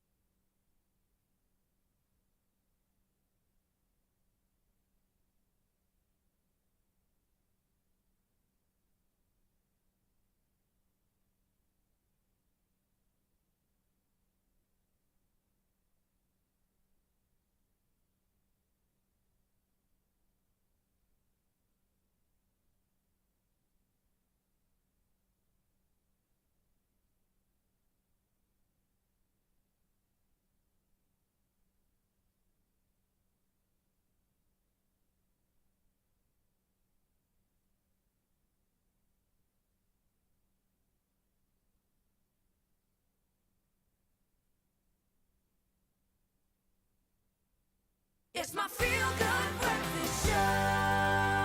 We are absolutely delighted to be joined in studio this morning by probably my favorite South African, a true legend of South African sport, global sport, Mr. Gary Player. As well as being one of the most successful golfers in history, Player is also known for his philanthropic work. He's probably done more for other people than anyone else that I've ever encountered in this career of mine. And he is back again to do even more within the communities that he is so emotionally invested in through the Gary and Vivian Player Foundation. And the golfing legend is here, very graciously giving me, I think, my 6th interview with this absolute legend. He is now well into his 80s. I'm going to say a little closer to 90 right now. And despite being thrown off horses, is not slowing down a second. Gary, I'm going to shake your hand. Thank you. And say thank you for being here. You're always on a tour. You're always working. Even when you're relaxing, I find that there is an element of work in that. You live in the service of others. So first of all, before we talk about what's next, how are you? What is going on here? First of all, thank you for those nice things you had to say. You know, of all the weapons in the world today, the almighty weapon from the man above is love. Yeah. And you exemplify that, and thank you very much. No, I'm very well, very fit. I just unfortunately fell off a horse. We're doing a movie for America, 20 athletes, and I'm trying to do something different, and I certainly did. I fell on that Musenberg beach, but it was fun, and, you know, it's part of life, adversity, isn't it? And so everything's fine. There are so many things that I'd love to be talking to you about right now, but I feel that there is a need. This notion of giving back is no longer a nice-to-have bolt onto your brand image to make it look like you're doing good. Unless we do something now, we are, well, maybe we've crossed that line, but we are so close to that line that we have to do this. This has been a passion of yours since 1983, was when it was really formalized. Hundreds of millions of dollars have been raised. Did you ever, when you think back to when that seed was planted, Did you ever see this network that you've created, this groundswell of wealth being redistributed? How do you feel now, at your age, looking back? You know, my mother died when I was 9. My brother went to war when he was 18. My father worked in a gold mine, 8,000 feet underground. Most he ever made was £100 a month. My sister went to boarding school. I went to King Edward's. And let me say this, that South Africa, without a question, have the greatest high schools in the world. Yeah. Long may it last. And I went to King Edward's, and I used to take an hour and a half to get home and an hour and a half to get to school. Had to do it all on my own, prepare my bed, make my food. And I lay in bed, I can vividly remember every night crying, wishing I was dead. And that actually gave me, it was the greatest gift bestowed upon me. That's why I became a world champion.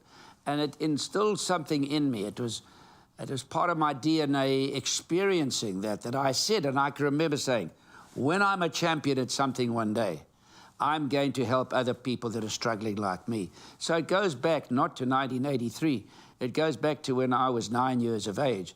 And through the grace of God, to become a world champion and being in the position I am, one of the great joys of my life is giving back. We just gave a school in America $700,000. We just, my school, Blair Athol in Johannesburg, and my wife before she died, and I had a special wife. We were together for 72 years. Wow. Just before she died, and she died in my arms, she said, keep that, I get quite choked, keep that school going and those kids forever, which we will. It'll go on in perpetuity. So, you know, we live in a life, and I think the one word is lacking terribly amongst all people is gratitude. Yeah. How many people ever say, thank you for my bed, thank you for my shower, thank you for my friends, thank you I have food on my table. You know, having traveled more miles than any human being that's ever lived now, and the things that these eyes have seen is remarkable. What I've seen, people will never have what I had at lunch yesterday in their lives. Yeah. They'll never have a bed like me, a shower, clothes. I mean, you know, we've got so much, and you know, I go on my hands and knees every day of my life. I never miss one day, because a man is never so tall as when he's on his knees. And there's so much to be thankful for, isn't it? I have a bird's eye view of South Africa. You have this view of the world.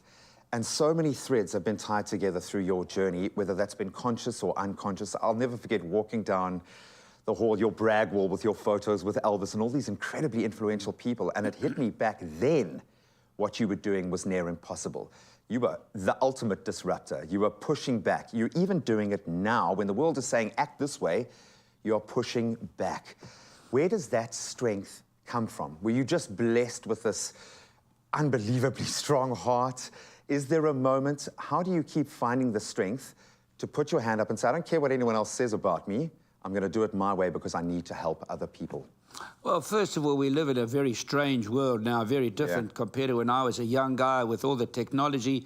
It doesn't matter what you say today. There are people who are listening to us today will like what we say, they'll dislike what we'll say. And polarize they get great pleasure in criticizing and going against what I said in the very opening lines about love. You follow, there are a lot of people that are filled with hate. Oh, sure, yeah. So, but if you can't take the heat, get out of the kitchen. Yeah. And I don't know, it's called it.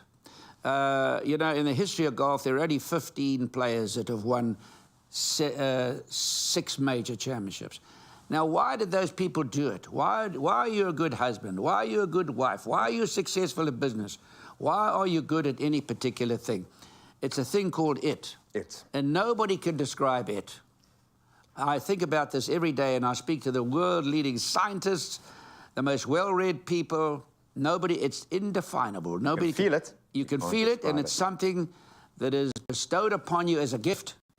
Despite this, despite saving the world every day, you are still going back to the base level of your sport and creating rungs to climb for young golfers to be able to emulate. And boy, isn't that exciting when you get to see a young golfer start to become.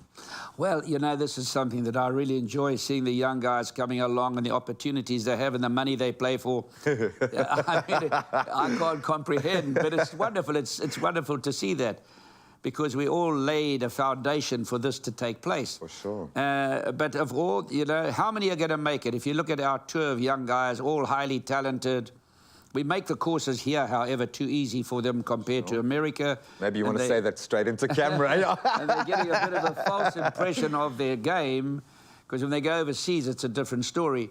And, you know, the last time we had a major championship winner in South Africa is 10 years ago. Sure. So every business is overheads are vanity and profit is sanity. So we've got to get somebody to now come to the fore. Somebody will, and it's very exciting. But I see hundreds of young guys a year, and a lot of them come to me, how do I become a champion? Which I can't tell them, because it's it. It's it. And they are phenomenal golfers, but they don't arise to the occasion. So it's like everything. Only a few actually make it. Only a few. And then they spend the rest of their life paying that back. They pay. Well, that's great. And isn't that nice to get nearly 90 and still have energy? That's a big blessing. Energy is a great attribute. To be able to travel around the world. I was just in 5 countries in 10 days. I went to the farthest sun in America. A week after that, I work as hard at 90 as I did when I was 20.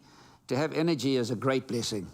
Well, we're going to get a few little clues as to why you have that energy. I want to chat about your physical journey in just a moment. We're going to put you in the kitchen so you can give me some energy and whip me up something delicious and healthy. There is a reason why Gary is still falling off horses at nearly 90, because he has it. And we'll try to discover what that it is. But such a pleasure having Gary Player in studio today. I cannot tell you how much I'm relishing the chance to see you before you jet off to the US again. And of course, we have an opportunity for you guys at home, and for the right person, this is priceless. Gary Player is giving away a signed cap to one lucky viewer. All you have to do is tell us in which year was the Gary and Vivian Player Foundation founded. Given you a tip, let us know on Expresso's Facebook page, and that competition will be coming to a close pretty soon, so get on it. But you can find all the terms and conditions on expressoshow.com. Gary and I are into the kitchen when we see you next. Well, it's amazing having Gary Player in studio with us today. Well, we did ask you on social media this morning, which sport would you like to see more females participating in? Send us your voice notes, and yes, you came through. Let's listen to the first one. Good morning. Good morning, Expresso team. How are you finally today? I don't have load shedding at 6 o'clock, 7 o'clock, or 8 o'clock. So I can watch you. But sports, yes. I think every sport. But the most important thing is that they get paid the same as their male counterparts. That's the most important thing. Because frankly speaking, our Proteas cricket team did wonders. Our soccer team did wonders. I just hope they get paid the same as the male counterparts. Thank you. Amen to that, Obeda. Thank you so much, Obeda, for that WhatsApp voice note. Let's take a listen to the next one that came through. Good morning. Good morning, Feel Good Expresso team. Love the morning show while having breakfast. Mrs. Nirmala Devi Mudliya from Kumars. Yes, indeed, we see our girls on the soccer field with the ball. We see them on the cricket field with the bat and the ball. Why not tennis? Why aren't they whacking that ball? Well, let's hope we would see more of them in the future playing tennis. Thank you. Have a blessed day. Thank you, Mrs. Moodley. Well, if you would love to continue and be part of this conversation, head on over to our social media. You can simply comment on our Facebook post. Our question is, which sport would you like to see more females participate in? If you want to send us a voice note, our number is 063 408 8863.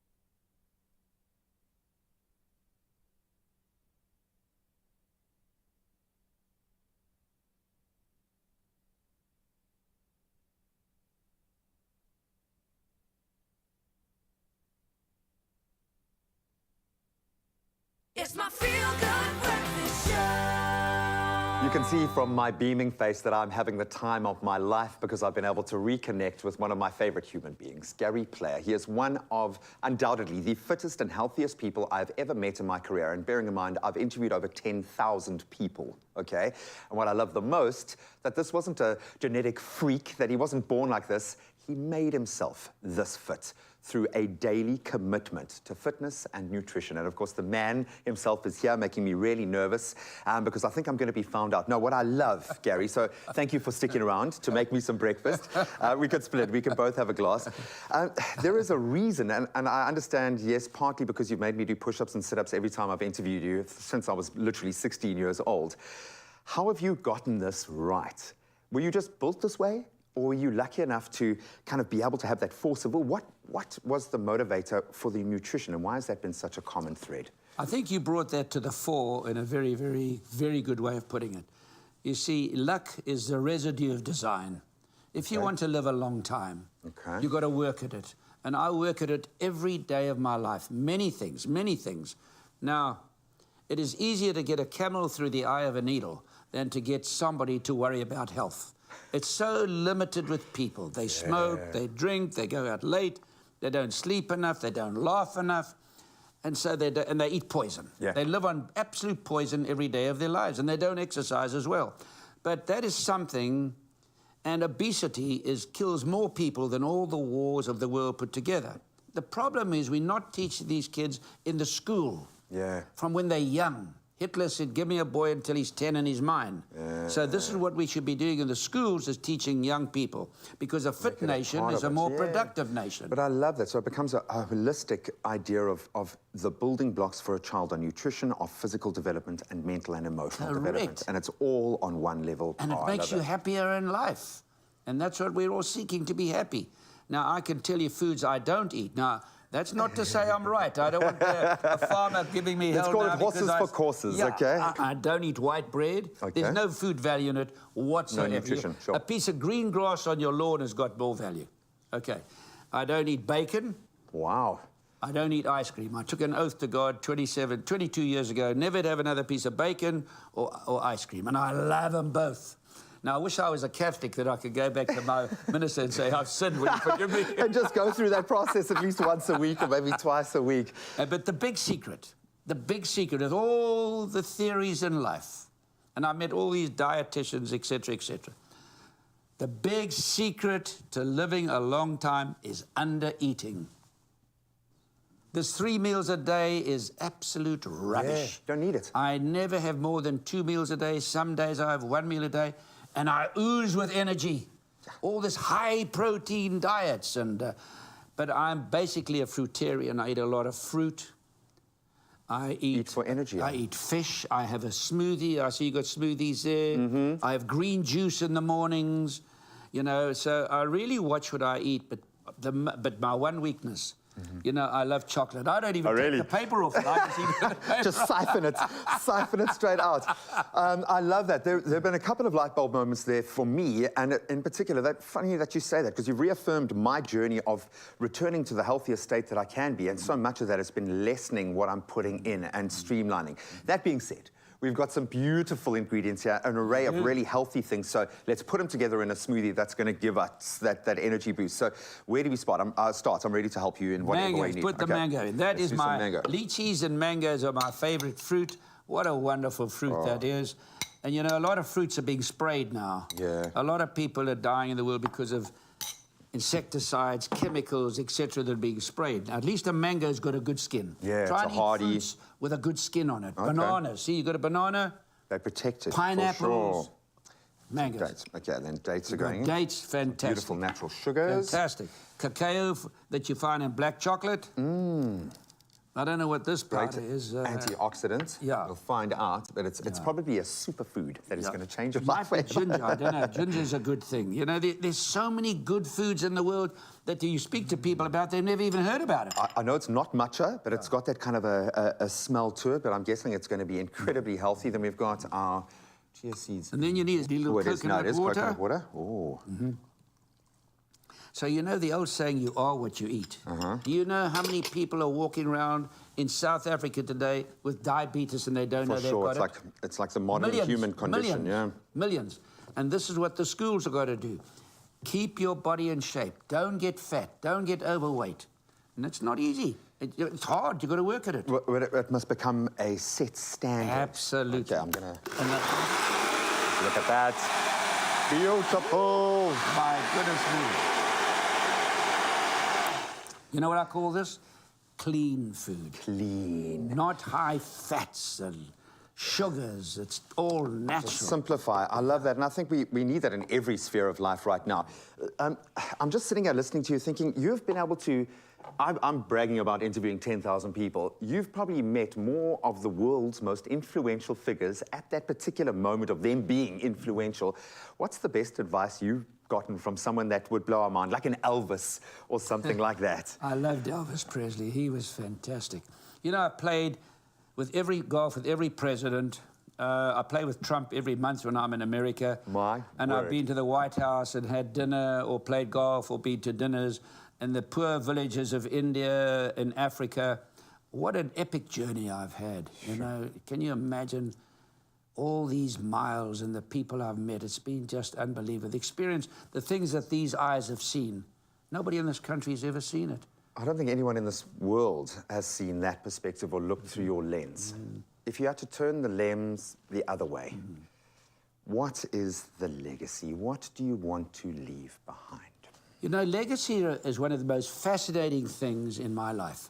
You read about the legacies of Churchill, who was, in my opinion, the greatest leader we've seen in my time by a mile. When you think what he went through, the adversity that he went through, unbelievable. If you look at William the Great, if you look at the Trojans, if you look at whatever leaders have been in the past, William the Great, you know, there's so many wonderful, incredible leaders, but they're forgotten. Even Churchill now, they're putting racist slogans on his statue in Britain. Every time I go by, I salute him. Because if it wasn't for him, we would not be standing here today. What greater legacy. But legacies, I don't believe in legacies.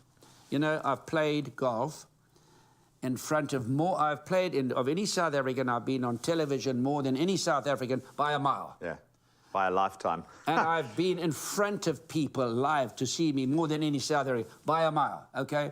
I've won the most number of golf tournaments in the world today, okay? I've traveled more miles than anybody. I've got the greatest honor bestowed upon me of the free world is the Medal of Freedom from the American government. Those things of which I'm thankful for. That's not my legacy. My legacy is able to change the lives of people, to give, you know, as you say, $1 million over the time, whatever the number is, 1.7 billion, to change the lives of people. That is what gives me joy. That's what will get me in the gates of heaven, not all these tournaments and success that I've had. So I don't believe in legacies. It's something that happens at the time. You've done what you had to do.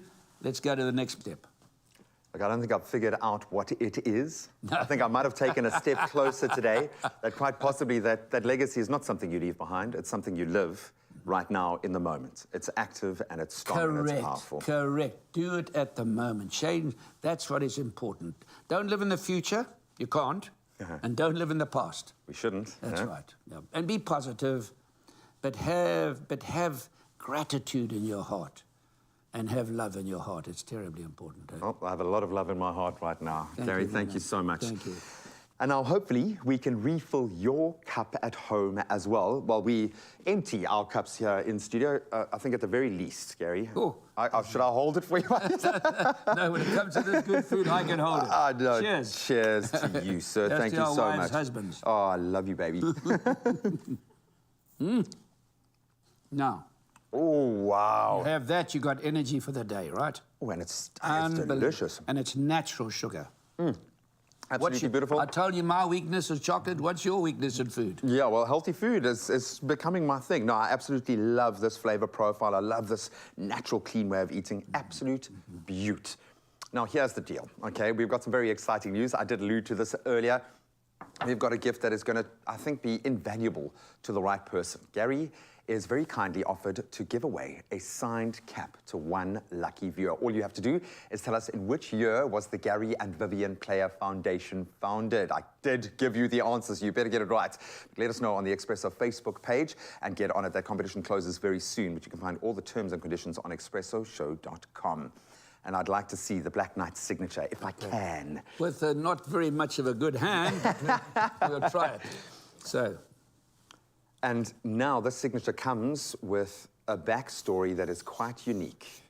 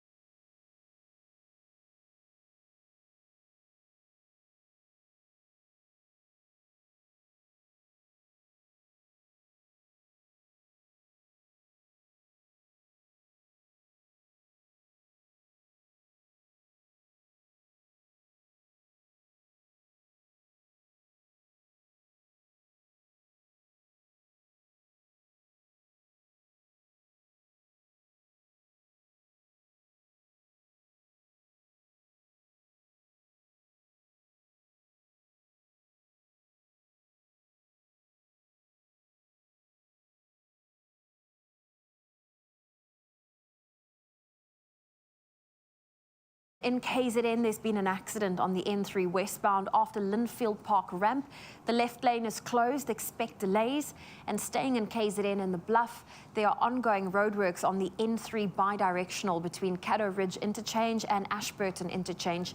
Lanes are restricted, so please drive carefully. And that's a wrap of your traffic. Let's take a final look at your weather.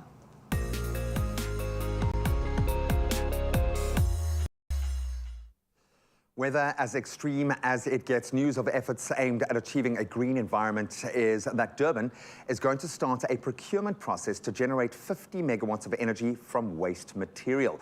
This in an attempt to reduce power shortages, obviously. Now, speaking at the first Energy Transformation Summit in Durban, the mayor of eThekwini, Mxolisi Kaunda, said that the Metro Council produces more than 1.4 million tons of waste every month, which enables the city to convert methane gas into energy. Well done.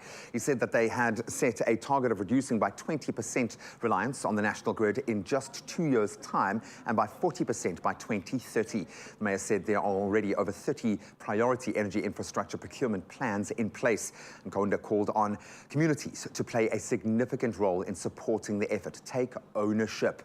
Now, for our final sunrise update this morning, we've got some beautiful views. Let's start with Voyisa out in Kaya Liche, who captured this breathtaking image whilst out for a stroll with the family morning team. From rays of light to soft beach sand, stunning. Then Lyle from Paternoster out and about for a morning stroll on the beach. Snapped this beautiful view from on top of the rocks. Thanks for that one. Then Emil Jones showing off another delightful sunrise. The wife, or Emil rather, on his way to work. Enjoy the day. Go and conquer. Thanks for that view. And then last up, we've got Ridwan Hassan showing off a real safari view. Thanks for taking us outdoors. Loving that desert view, the wildlife. Absolutely beautiful all the way from Dubai. We love you, and we love the fact that our Expresso family stretches across the globe. We want to see what that looks like for you. Give us your beautiful sunrise picture, 063-408-8863. We'd love to connect. Right now, opportunity to see what the weather has in store temperature-wise today. And let's start in Polokwane, where your low is 15, going up to a high of 29 degrees. Slight chance of rain there. In Mbombela, 16 and 30. Pretoria, 16 and 30, your range as well. Johannesburg, slight chance of rain. Your minimum, 13, going to 27. Mahikeng, expect some thunder showers, 17 your minimum, going up to 30.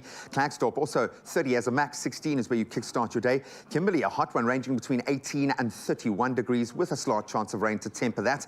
Likewise in Bloem, where you're ranging between 16 and 29. Richards Bay 20 and 28. Pietermaritzburg quite moderate, 15 and 27. Durban ranging between 21 and 27 with a 40% chance of rain. I'm sure just to kick up that humidity. Mthatha Yolo 17 going up to 28. East London 21 and 26. Cradock 16 is your low, 34 is your high. Gqeberha 18 your low, going up to 25 degrees. George 16 and 26. Then in the mother city, Cape Town, your low 17 going up to 27 degrees. Sutherland, well, pretty cool by your standards, 14 going up to 32. Uppington always comes with the warning. 21 is your low, 38 is your high. Stay hydrated, stay out of the sun during those peak hours. Well, you live there, you know what to do. If you live anywhere else, make sure you keep it cool today and enjoy it. Oh, thanks, G-Man. Well, we've got some interesting noises in studio. I do know that we are going to be doing something completely different. But if you haven't answered our social media question yet, head on over to our Facebook page. Let us know which sport you would love to see more females participating in, and send us those voice notes. We love hearing your voice on our show. Our number is 063-408-8863. Now, G was supposed to join me to do a little bit of social media. Quite a bit of voice.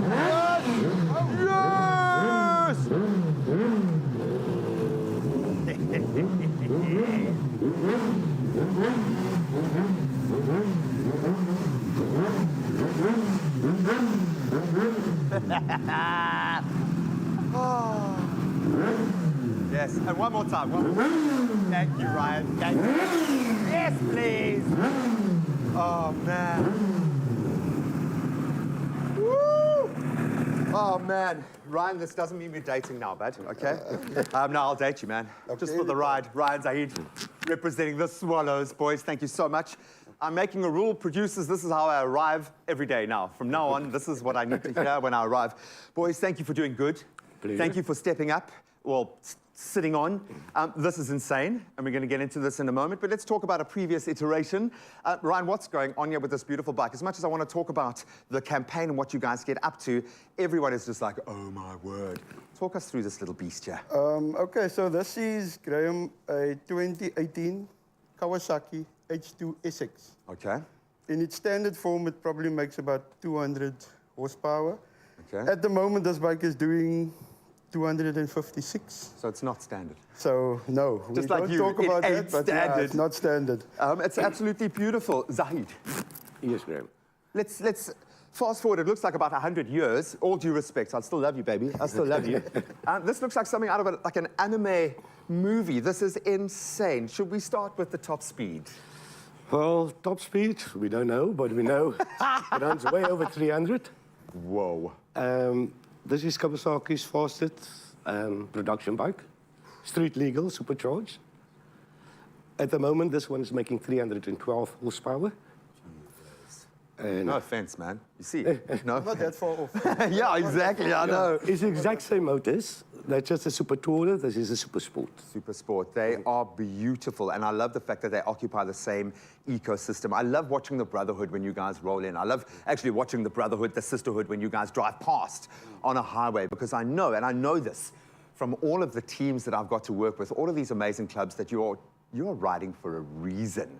I absolutely love that. And before we get into your motivation, I need one last thing before we go. I need to hear that song again. Please, can we let these two babies just sing us into the next segment?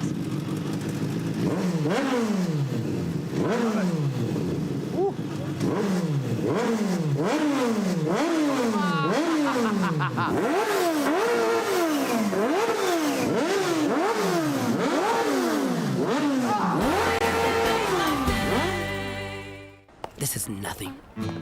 This is just who we are. Alfredo! Dai, Alfredo. We date Italian. So, Florence. We drive Italian. Living la dolce vita. And now you can see. That's what it is. Gatle, gatle. We're Italian. Perfect. That's why I was pizza. I'm Italiano. And we always eat Italian. Every day. Fetis and mornings. Bravo to you.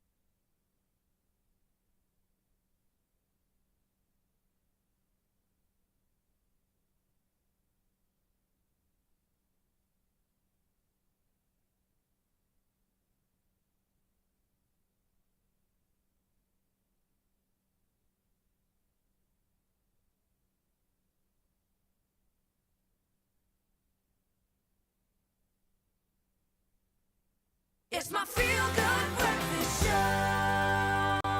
Welcome back. Thank you so much for joining us this morning as we get even more excited than we have been throughout the show today. Yes, we do have a little high-octane energy joining us as well, which we absolutely love. But it's the heart behind the engines that we care about the most. Swallows Motorcycle Club is one of the oldest and most prestigious in South Africa. And I want to just pause for just a second so that everyone who is a part of that group can let that sink in. That's your culture, that's your history. And every year, thousands of motorcycle enthusiasts gather for the legendary Swallows Rally, which in 2019 had over 8,000 people attend. Incredible. This year, the rally takes place from the 24th to the 26th of March. And here to tell us a little bit more about the club is Chairman Lawrence Jones, Secretary Zahid Hassan, and Michael Witboy. And then we've got Ryan at the back. And Trevor, guys, thank you so much for joining us this morning. I'm still buzzing. My heart is still pounding. Michael, maybe I can start with you. There is something that happens when we get mass action like this, and we might think it's a big thing, but it often is something very personal that motivates and drives. What is it like being a part of a community like this? It's difficult to describe. I want to call you a club, I want to call you a gang, I want to call you a team, but what is it like being a part of this collective? Yeah, good morning. It's a family. I would call it a family. We're very united, and we do everything together with our members, and we're very, very tight as a family. That's what I'll call it, a family. And it plays out like that, and then it's one mind, one heart when you've got to take on something like this. So what is the goal here? Why are you guys going out there? Who is going to benefit from this, Aid? Well, actually, we more focus more on charities. I love it. Most of our functions, actually every motorcycle club in South Africa give functions to collect monies for charity. And a lot gets absolutely raised. Now, Lawrence on the end. Lawrence? Yes, yeah, before I get myself mixed up. One of the oldest motorcycle brands, clubs in the country. What does it take to maintain something like this? Give us a bit of an essence of the history of this incredible club. Okay, first of all, the club was started way back in 1980. It was started by 5 friends who traveled together on motorbikes to Tech. And from there, the club grew. And today, 43 years later, we're still surviving. Thriving? Yeah. I wouldn't say thriving, but I'll say surviving. I mean, you know, with COVID and everything, things did take a bit of a dip, but we managed to bounce back very quickly. And we've got our rally that's coming up. And one of the reasons why we host a rally, and I just want to, for clarity, that the rally itself is not a charity function. It costs a lot of money to host a function. Sure. But with every entry that comes through the gate, the club decides a portion of that money will go to charities that we do, and the distribution takes place throughout the year. So it's not hosted in aid of a charity, but right there. But then it's the whole mechanism. This is the thing. It's and then you get to choose what's close to your heart, what drives your passion, what gets you out there. Yeah. Trevor, there is something really special about being able to galvanize a group of people like that. When we talk about being tough times and what COVID did to us, I think all of us felt that disconnection, certainly in our industry. What does it take to keep a band of brothers together like this, to keep a connection like this? What is that spirit that bonds the Swallows together? Graham, I'm one of the senior members in this club. 25 years this year in the club. Zaid, I think, is 30 years. Lawrence is also with me 25 years. Michael and... That's a lifetime. That's a lifetime, It's a lifetime. And, you know, biking, this family, for me, as Michael said, it's a family. And I love biking. We love riding. You know, we love to do charitable runs. We like to support other bikers. So I think it's just one big family, man. Because a lot of people look at bikers in the wrong perception. Yeah. You understand? But actually, we're a bunch of soft guys, to tell you the honest truth. You know? I absolutely love it. And I've been surrounded by bikers my whole life. I was warned by a lot of my friends when I was young that I just don't have the temperament for it. Maybe keep it off-road. Ryan, you are riding the most insane bits of equipment. And I have to think that there must be a bit of healthy competition in that mix. Who's gone the fastest, do you think, out of you lads? The oldest members. Really? The oldest members. Because we're not allowed to go that fast no, anymore. we don't. We only do 120. Okay. We're only 120. So yeah, it's at the moment it's obviously Zaid that's got the fastest bike within. We do have a lot of we've got a variety. So we start with that, and then we go more of the bigger sports tourers and the sports tourers, the bigger ones. I get the sense all are welcome. Yeah, no, definitely. I absolutely love that sense that you guys have opened up. And I know the biking fraternity is going to flock. That's going to happen. And hopefully I have more than 8,000 at the rally this year, which is in itself mind-blowing. Yeah. I'm sure to hear that must be insane. How can people rally to the cause? I don't know who wants to pick that up, but how can bikers get involved? Well, as somebody already touched on, bikers do more for charities than a lot of organizations. Than entire industries. Yeah, so a lot of people try to rope in biking for various reasons. We like to stay neutral. We would like to, if I can touch on Swallows, as a club, for years we partnered with Lions.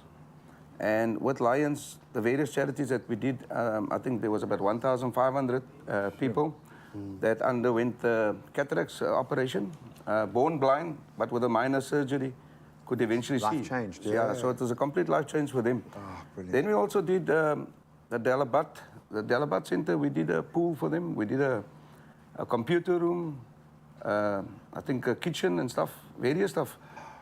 We eventually also got the Louis Folks, the International Louis Folks Award for our intervention and working with Lions through the various charities.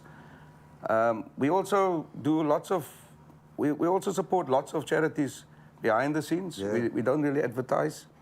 But because of every entry that we get, a portion of that goes to their charities.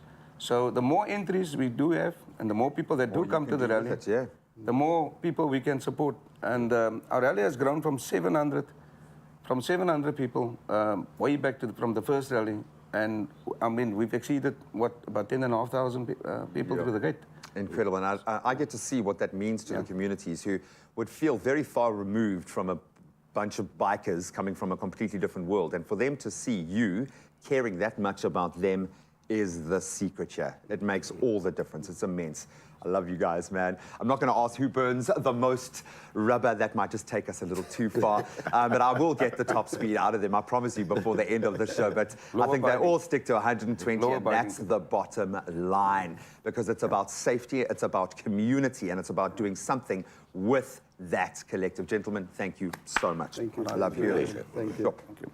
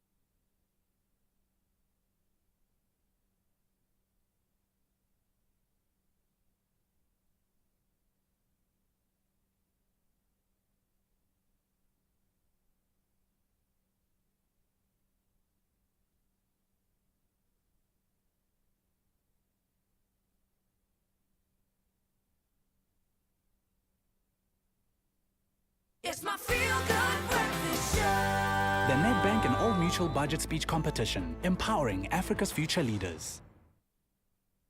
Welcome back. It is your Feel Good Breakfast Show, and we are giving you an opportunity to be the next generation of leaders, and it's giving them a key to access. In fact, we're also giving you that key to success. And we've got some exciting news for economic students who are keen on claiming their share of 420,000 Rand in prize money. And this is the 52nd edition of the Nedbank and Old Mutual Budget Speech Competition. It is now open and waiting for your entries. Now, the essay topics for the undergraduate students is as follows: discuss the inflation dynamics in emerging markets between 2017 and 2022 and the implications of the conduct of monetary policies with a particular focus on South Africa. And then if you're a postgrad student, this is your essay topic. What is your view on the just energy transition? Discuss the potential impact on the South African economy. Is this a game changer that will support future growth, or is it another plan doomed to fail? Well, there you have it. You can submit your entries in the form of an essay before the 30th of June and stand a chance to win a share of 420,000 Rand. That's prize money that's up for grabs. You can visit budgetspeechcompetition.co.za for more information. The Nedbank and Old Mutual Budget Speech Competition, empowering Africa's future leaders. Oh, another performance from Keanu on the Ray. Clearly you are in love, dude. Clearly love is pumping out of your heart. Give us a bit of background to what you're going to be performing now. So this next song is called Mad. And again, I always try and make sure that songs are relatable, you know, so I am. And it's actually written by a very good friend of mine called Warren Hendricks. Okay, and, shout out Warren. Shout out to Warren, and he approached me and I was like, you know what, let's see what we can do with this. And we workshopped a bit, and I think this is definitely something that people can relate to. And I'm excited. It's first time play ever. Oh, wow, Yeah, an so- exclusive. I absolutely love that. What's next? What is in your short-term list of goals? Because I know you are very goal-driven. Yeah. What's the next mountain we're climbing, bro? So the next mountain, I think, is definitely working towards a second album. Beautiful. And just to kind of, again, speak of experience and also to look around and see what people are going through and try and take that. Because sometimes people can't always, you know, put what they want to say into words. And I look at that and let's see if we can bring that into a song. And I want to put that into an album. And it's going to be very collaborative as well. So I want to collab with a lot of different artists, and I'm excited for that. And I love it. You've reached that stage in your career now where you no longer have to look for collaborators, because collaborators are coming to you. I love it. Well, for those of us that aren't as gifted in the words of love, okay, luckily we've got a translator here who nails it every time. And today, we are all madly in love. Take it away, gents. Thank you.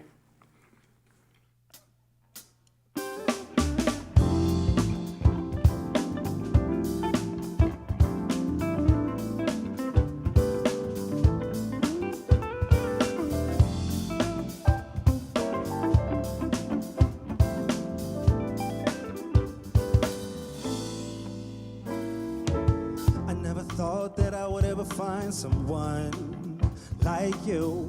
You took my words away. It's hard to say exactly what I feel. Thought it's impossible that there's someone like you. I'm in love with, can't get enough of. I want more of you. I've always been a one-girl guy, and you came, never changed it. You make the game seem overrated. Oh, I must admit this feels just right.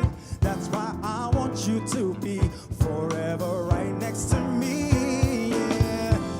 Said I miss you so badly, 'cause I love you so madly. Baby, I am madly in love with you. Yeah, I miss you so badly, 'cause I love you so madly. Baby girl, I'm madly in love with you. I'm madly in love with you. Girl, I'm madly in love with you. Yeah. I'm madly in love with you. Yeah. Girl, you make it so hard to be without you, but I still love the way I feel when I'm not with you. I love the sound of your voice when you say that you miss me too. I never realized, but girl, now I do. I wanna make sure I'm forever with you. Said I miss you so badly, 'cause I love you so madly. Baby, I am madly in love with you. Yeah, I miss you so badly, 'cause I love you so madly. Baby girl, I'm madly in love with you. I'm madly in love with you. Girl, I'm madly in love with you. I'm madly in love with you. Girl.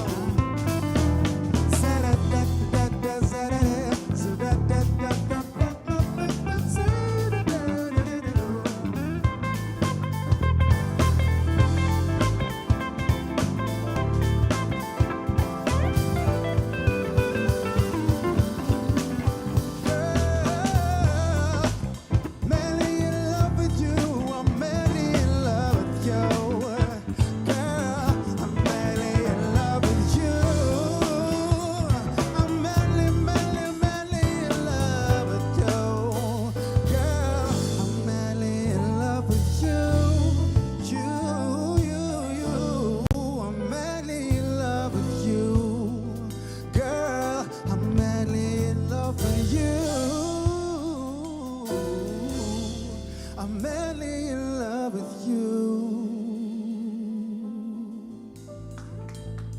Yay! I understand. It's one of those songs you've got to watch where you're making eye contact while you sing it. And I hope there was a moment there where two people at work and there's a bit of a vibe and they walk past each other as that line dropped and they were like... Exactly, and that's what I was going for, you know, so people can actually relate to it, like I was saying. Oh, thank you for giving us the words. Thank you for giving us the feels. Oh, yeah. And thank you for just being lovely, dude. It's been such an honor, actually, seeing your climb. Thank you so and you're much, only man. just getting started, young. It's And only the thank you for beginning. joining us on your Feel Good Breakfast Show, making it even more feel good. Download, download, download. That is how you honor talent like this. We'll see you in a moment. You forget. Unlock your 100% this Wednesday evening as we meet a certified personal trainer who dreams of taking his skill set and passion to the world of YouTube. Isaac Banda. Yo, Riley, it doesn't burn, it doesn't work. Woo! You're working, brother. Yes! It's his favorite exercise. He's lying, he's lying. He confessed to me. Watch Isaac Banda unlock his 100%. Wednesday, the 8th of March at 7:30 p.m. Only on SABC2.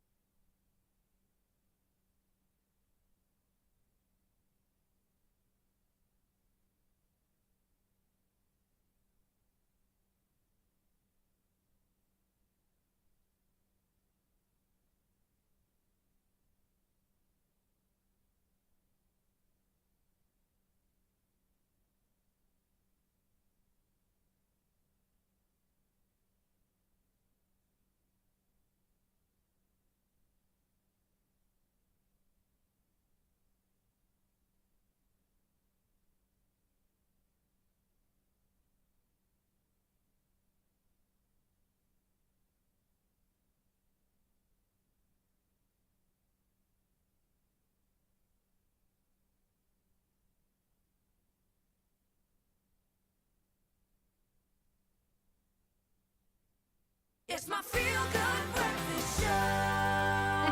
Welcome back. It is your Feel Good Breakfast Show Expresso on S3. And with the new season comes new trends.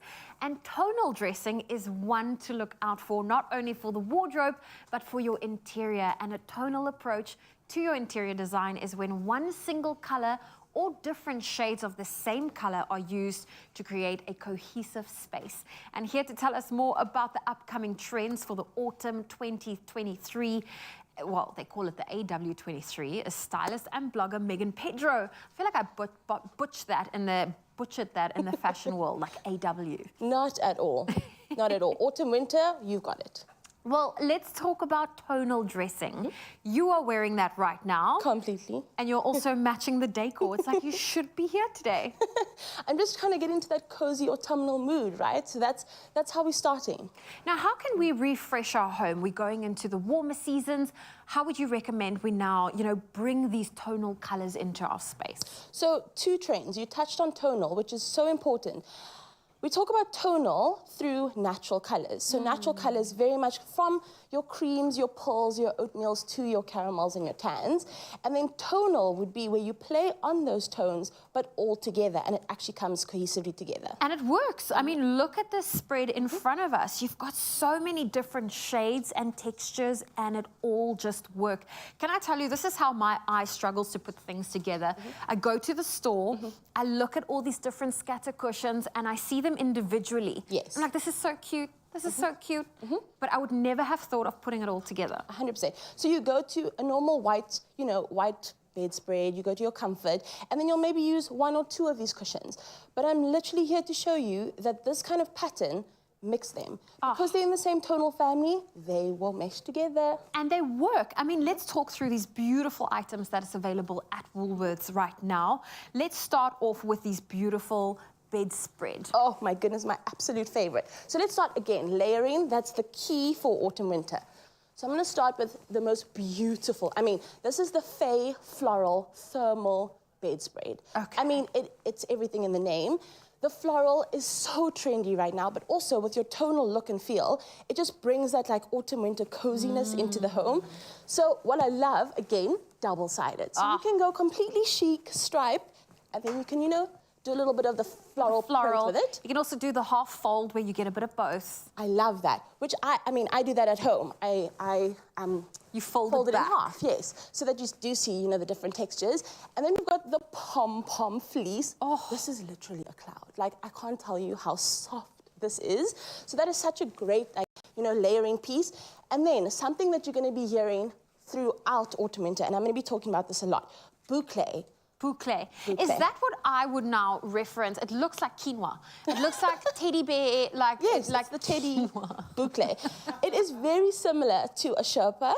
Yes. But I mean, it is created the most beautiful luxury feeling. And then again, the double-sided. It is so stunning. Just makes it feel so luxe. So yes, we are talking layers. We've covered the bedspread that comes with the matching pillowcases.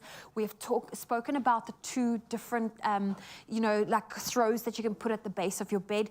Let's talk about these scatters. I mean, feel this as well. So this comes in a complete set as well. So you have the blanket as well. This is the cozy, obviously, the cozy winter striped collection.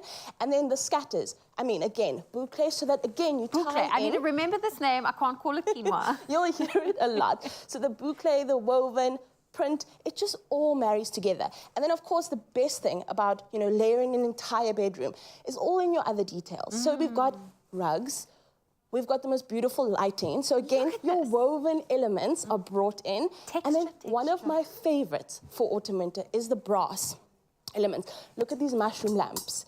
They are stunning. I mean, I don't think that that's only going to live in your bedroom. That is such a gorgeous piece for your living, dining area. And then, of course, we've got various laundry baskets, which also can double up as your blanket basket. It can double up as a blanket basket. And who says you only need 1 laundry basket?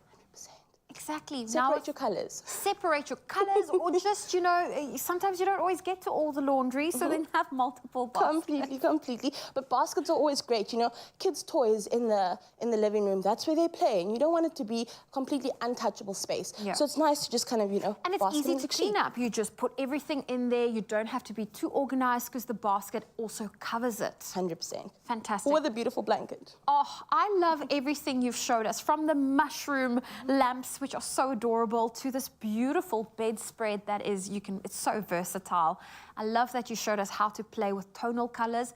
You are matching the bedspread. Tonal I'm dressing. loving what I'm seeing here. I'm hoping if I lay down, no one will see me. No, you can stay here the Yeah. whole day if you want to. Well, Megan Pedro coming through, showing us all the new things that the new season has. And that also means a new look. And winter will bring you all of those good, cozy, warm vibes. And you can shop the latest homeware trends at Woolworths. It's available for you in-store, online, as well as on the Woolies app. Well, thank you so much, ladies. While you at home try to figure out how you can use all that new decor jargon that you just learned and pass it off as your own, let's get into a classic. So, we've had classic fashion from Timby, classic cars, thanks Chad, and we've seen classic hairstyles. And you, Michael? Classic! A classic range from Clover. Timeless taste. Made with love by Clover. Who says we can't have dessert for breakfast? Oh. We know that we can have dessert for breakfast on the show because we do it like every second day. And this morning we are paving the way to a unique approach to breakfast. Clover Classic Frozen Granola Cheesecake Bites. Wrap your head around that. The freshest and most delicious way to start your morning. So Zozo, are you ready? Chef Graham, I am here. I'll be your assistant We've had today. some fun. Okay, you've got to bear with us because today has been an exciting show. There's been a lot going on, this incredible empowerment platform. So we've been a little distracted, but Courtney came and gave me the lowdown. Okay, so Chef Courtney has taught me how to do this. I'm going to depart. No, it's actually so simple. Okay, so we start with our Clover Classic. A winner. We're going for the vanilla flavor profile here, which I think is perfect to counterbalance the kind of cheesecakey flavors that we're we going gonna for. do a cup? 1 cup for now. I mean, this thankfully isn't like a baking thing where your measurements are going to determine the outcome. It's more of a flavor balance, and this is what our foodie team feels is the best balance. Fantastic. Absolutely beautiful stuff. And of course, when you're working with ingredients like Clover Classic Dairy Snack, it is delicious all the time. Beautifully smooth, creamy, and yes, it can be a dairy snack or it can be a dairy meal. I'll go through half a tub easily. Perfect breakfast desserts, any time of the day, and you can use any Clover Classic Dairy Snack flavor that you love, and you can even add your favorite fruits into that mix. And we are going for some fresh blueberries because they are just awesome, and they create little pockets of like exploding joy. Okay, so we've got our yogurt in. Now we've got our cream cheese. Oh, yes, because that's going to bring that cheesecake element. Yeah, exactly, and I love a frozen cheese. Are you a baked or a frozen, like I a love fridge both. cheesecake? I just love cheesecake. Yeah, 100%. I'm with you. We democratized But I cheesecake, also yeah. love a good crust on a cheesecake. Sure, and that's why we brought in the element of the granola. So you're getting the textural elements. There's a truant, but it's a lot healthier. But we do jazz it up just a little bit. Okay, and obviously it does require a bit of elbow grease there. So I would let your cream cheese, like a butter or something like that, get to a nice room temperature so that you can work it through. And then it's just a little bit of elbow grease. Then going into our mixture is going to be our lemon curd, which you can start mixing through. Adding it all together. I love recipes like this. Yeah, mengom. Meng alles saam. So together. And this is quite bougie for a breakfast. So if you've got like mates coming over for a breakfast on the weekend or a brunch type vibe, and you want to do something different that feels like you're cheating, but you're still getting some good nutrition in there, great. And then a little bit of our granola once that's, yeah, there we go. There we go. I should have turned to the whisk a long time I know, I had a bit ago. of a whisk mishap earlier, so I'm always a little bit nervous. I did arm day yesterday. You did not. Every day is arm day. I love it. Then our granola is going to go in, and you can start to mix that through.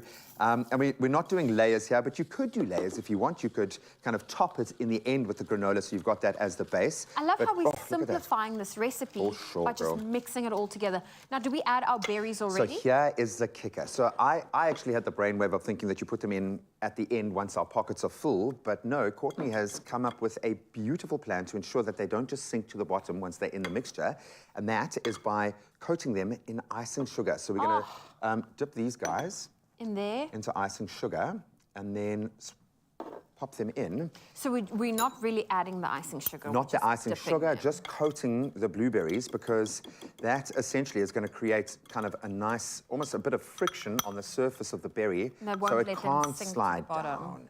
So this is like an exercise in physics as much as baking. you We need normally to say baking is a science. Well, we're approaching it from a different angle. We are And losing look, no berries. one's going to hurt you if they get extra icing sugar in there. So just feel free to rock on.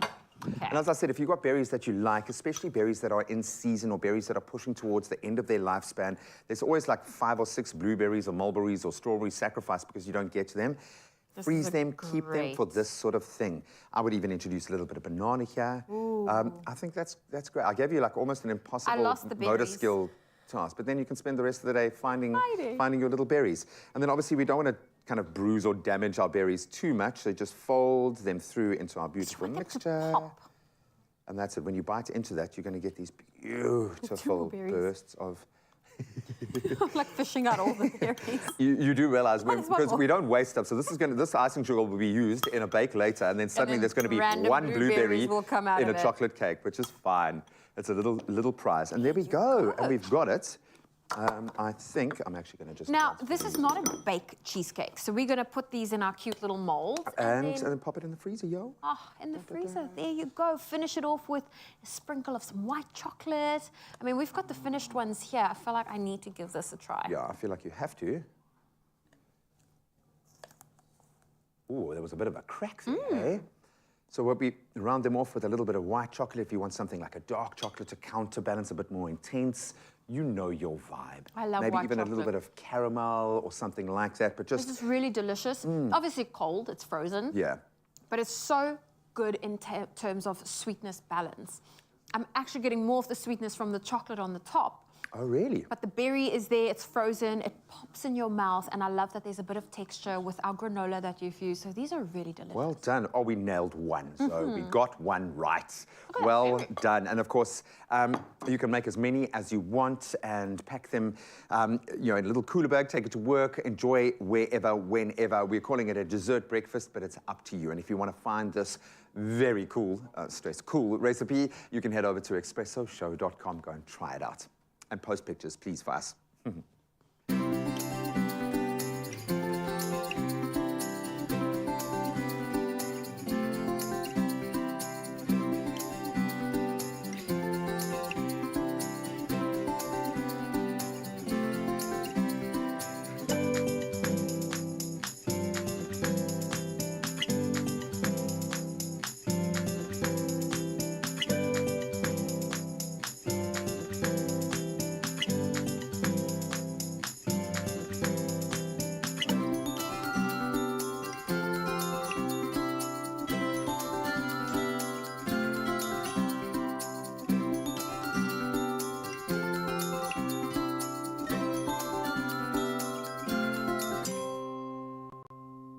Made with love by Clover.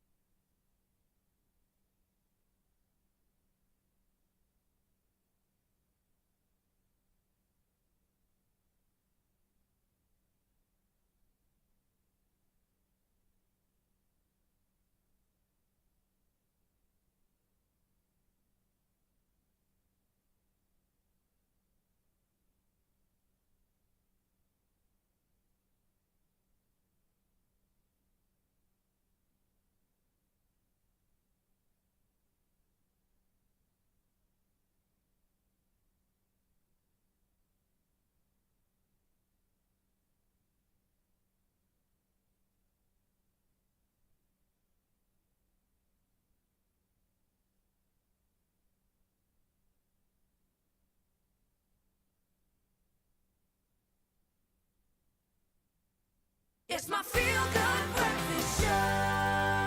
Welcome back. So I'll start every show on the back of a Kawasaki Ninja that goes 312 kilometers, and I will end every show in a bed being served the most delicious food that I've prepared myself, inspired by the greatest chefs in the world. Chef Courtney, thank you. No, I love it. Actually, a little bit earlier, Megan Pedro was teaching us how to disguise ourselves in our bed so that no one can find us. So that's what I'm going to do for the rest of the show, but we have got someone really special here just for you, and it's going to be a collab that is going to explode. Zoe's got more. Thank you. Oh, you know what, Graham? I'm actually so envious of you being able to end the show like that. That is not fair. Well, listen, you better keep me some of that because we are about to end the show off on a high note. Now, Keanu Harker, he's been here all morning, you know, entertaining us for your Thursday morning, but he has got a collaboration with King Smasher, and the gentlemen are here to tell us a little bit more. So, Keanu, you've been hogging the spotlight all morning. We're going to now put it on to King Smasher himself. Yeah. Tell me, how did this collaboration between the two of you come about? So me and Keanu's always worked together, on shows and stuff. So I think it was also just one of those things about timing. And it was probably just the perfect timing to make the song. And yeah, when he figured he needed a verse, he just hit me up and then we did it, so yeah. Fantastic. I've always been a fan though, yeah, so. That's same amazing. here. See, celebrating our local talent. Now, the song is called Be My Valentine. I know we always say you have to celebrate Valentine's Day every day of the year, not just on the 14th of Feb. Yeah. But King Smasher, tell me a little bit more about this. Tell me about the contribution you making to this track. Yeah, I think the song speaks for itself. It says Be My Valentine, and it's basically just about this guy who would like this girl to be his Valentine. So yeah, I think that's just what I'm doing in the song. It's all in the name. Straight to the point. Straight to the point, definitely. Any other collaborations that you would love to do with some local artists? Yeah, there is a few. I just can't name them from the top, but there's definitely a few that I've been wanting to work with.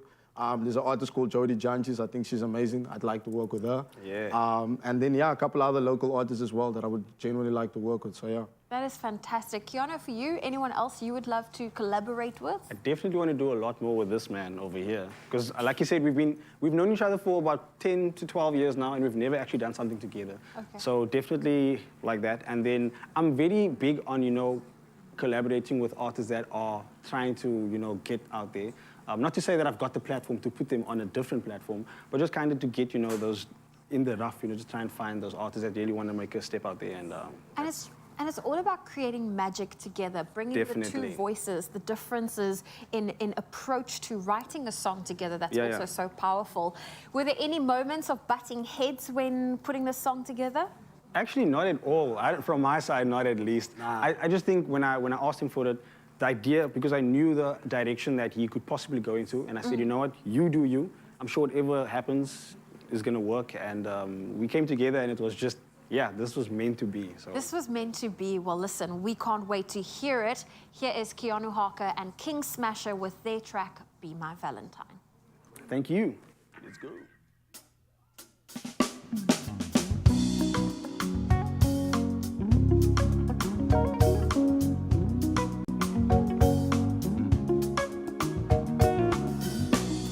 Would you be my Valentine?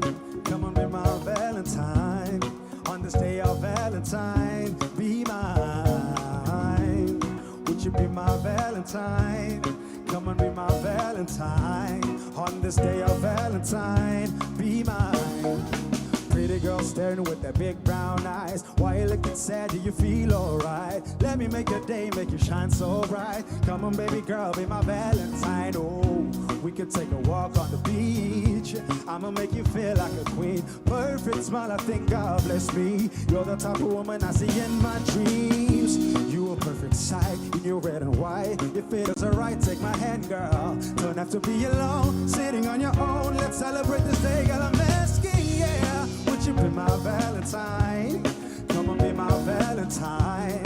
On this day of Valentine, be mine. So let me take your hand. On the floor, can I have this dance? Don't rush now. It's time for you to trust that you're the one I choose. You're the one I want. There's no doubt in me. I say this honestly. You know that it's there. You got me singing these melodies like, oh, oh, oh, oh, oh. So would you be, would you be my Valentine? Yeah, yeah, come on, be my Valentine. On this day of Valentine, be mine. Would you be my Valentine? Yeah. Be my Valentine. Would you be mine? On this day of Valentine, be mine. I got a question to ask. I came up with a test and I made it my plan, so I gotta take this chance just to find out. Hope you don't mind now. You one of a kind now, just think you'll find out. And so I need to make it mine now. And hoping we can ride out. Me and you in a safe space, hot dot.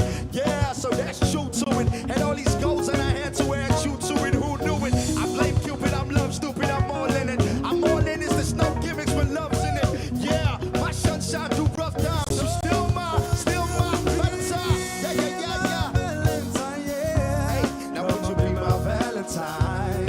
On this day of Valentine, Yeah. be mine. So would you be my Valentine? Yeah. Come on, be my Valentine. Would you be mine? On this day of Valentine, Yeah. be mine. I said hello, ma, and tell me how you doing there. I couldn't help but to stop and stare, and so I figured I would clear the air. I told her, damn girl, you done got the nicest hair, changed up my atmosphere. Then she laughed, I think she was impressed. Then she looked at my hair, my gosh, it was a mess, but I didn't quit. Man, I just went for it. I told you I could love you right if you all for it. She was in sight, you could tell. I probably had her by the scent of the smell, and she was rocking that Chanel. She carried herself well. What a female, I'm locked out with this girl. She done booked me a job. What you say now? Hey.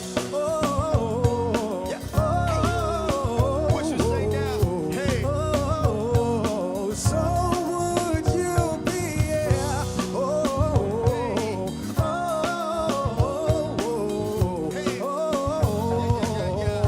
One more time. Say, would you be my Valentine? Would you be Come my? on, be my Valentine. Would you be On my? this day of Valentine, be mine. Yes, I am.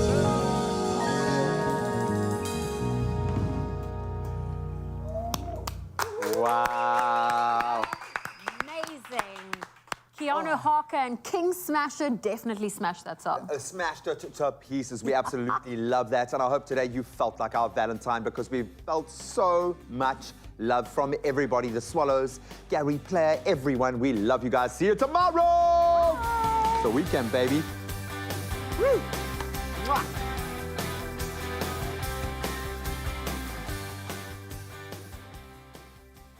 To get to the heart of how you feel, all you need is love and a dish that no one cooks better than you.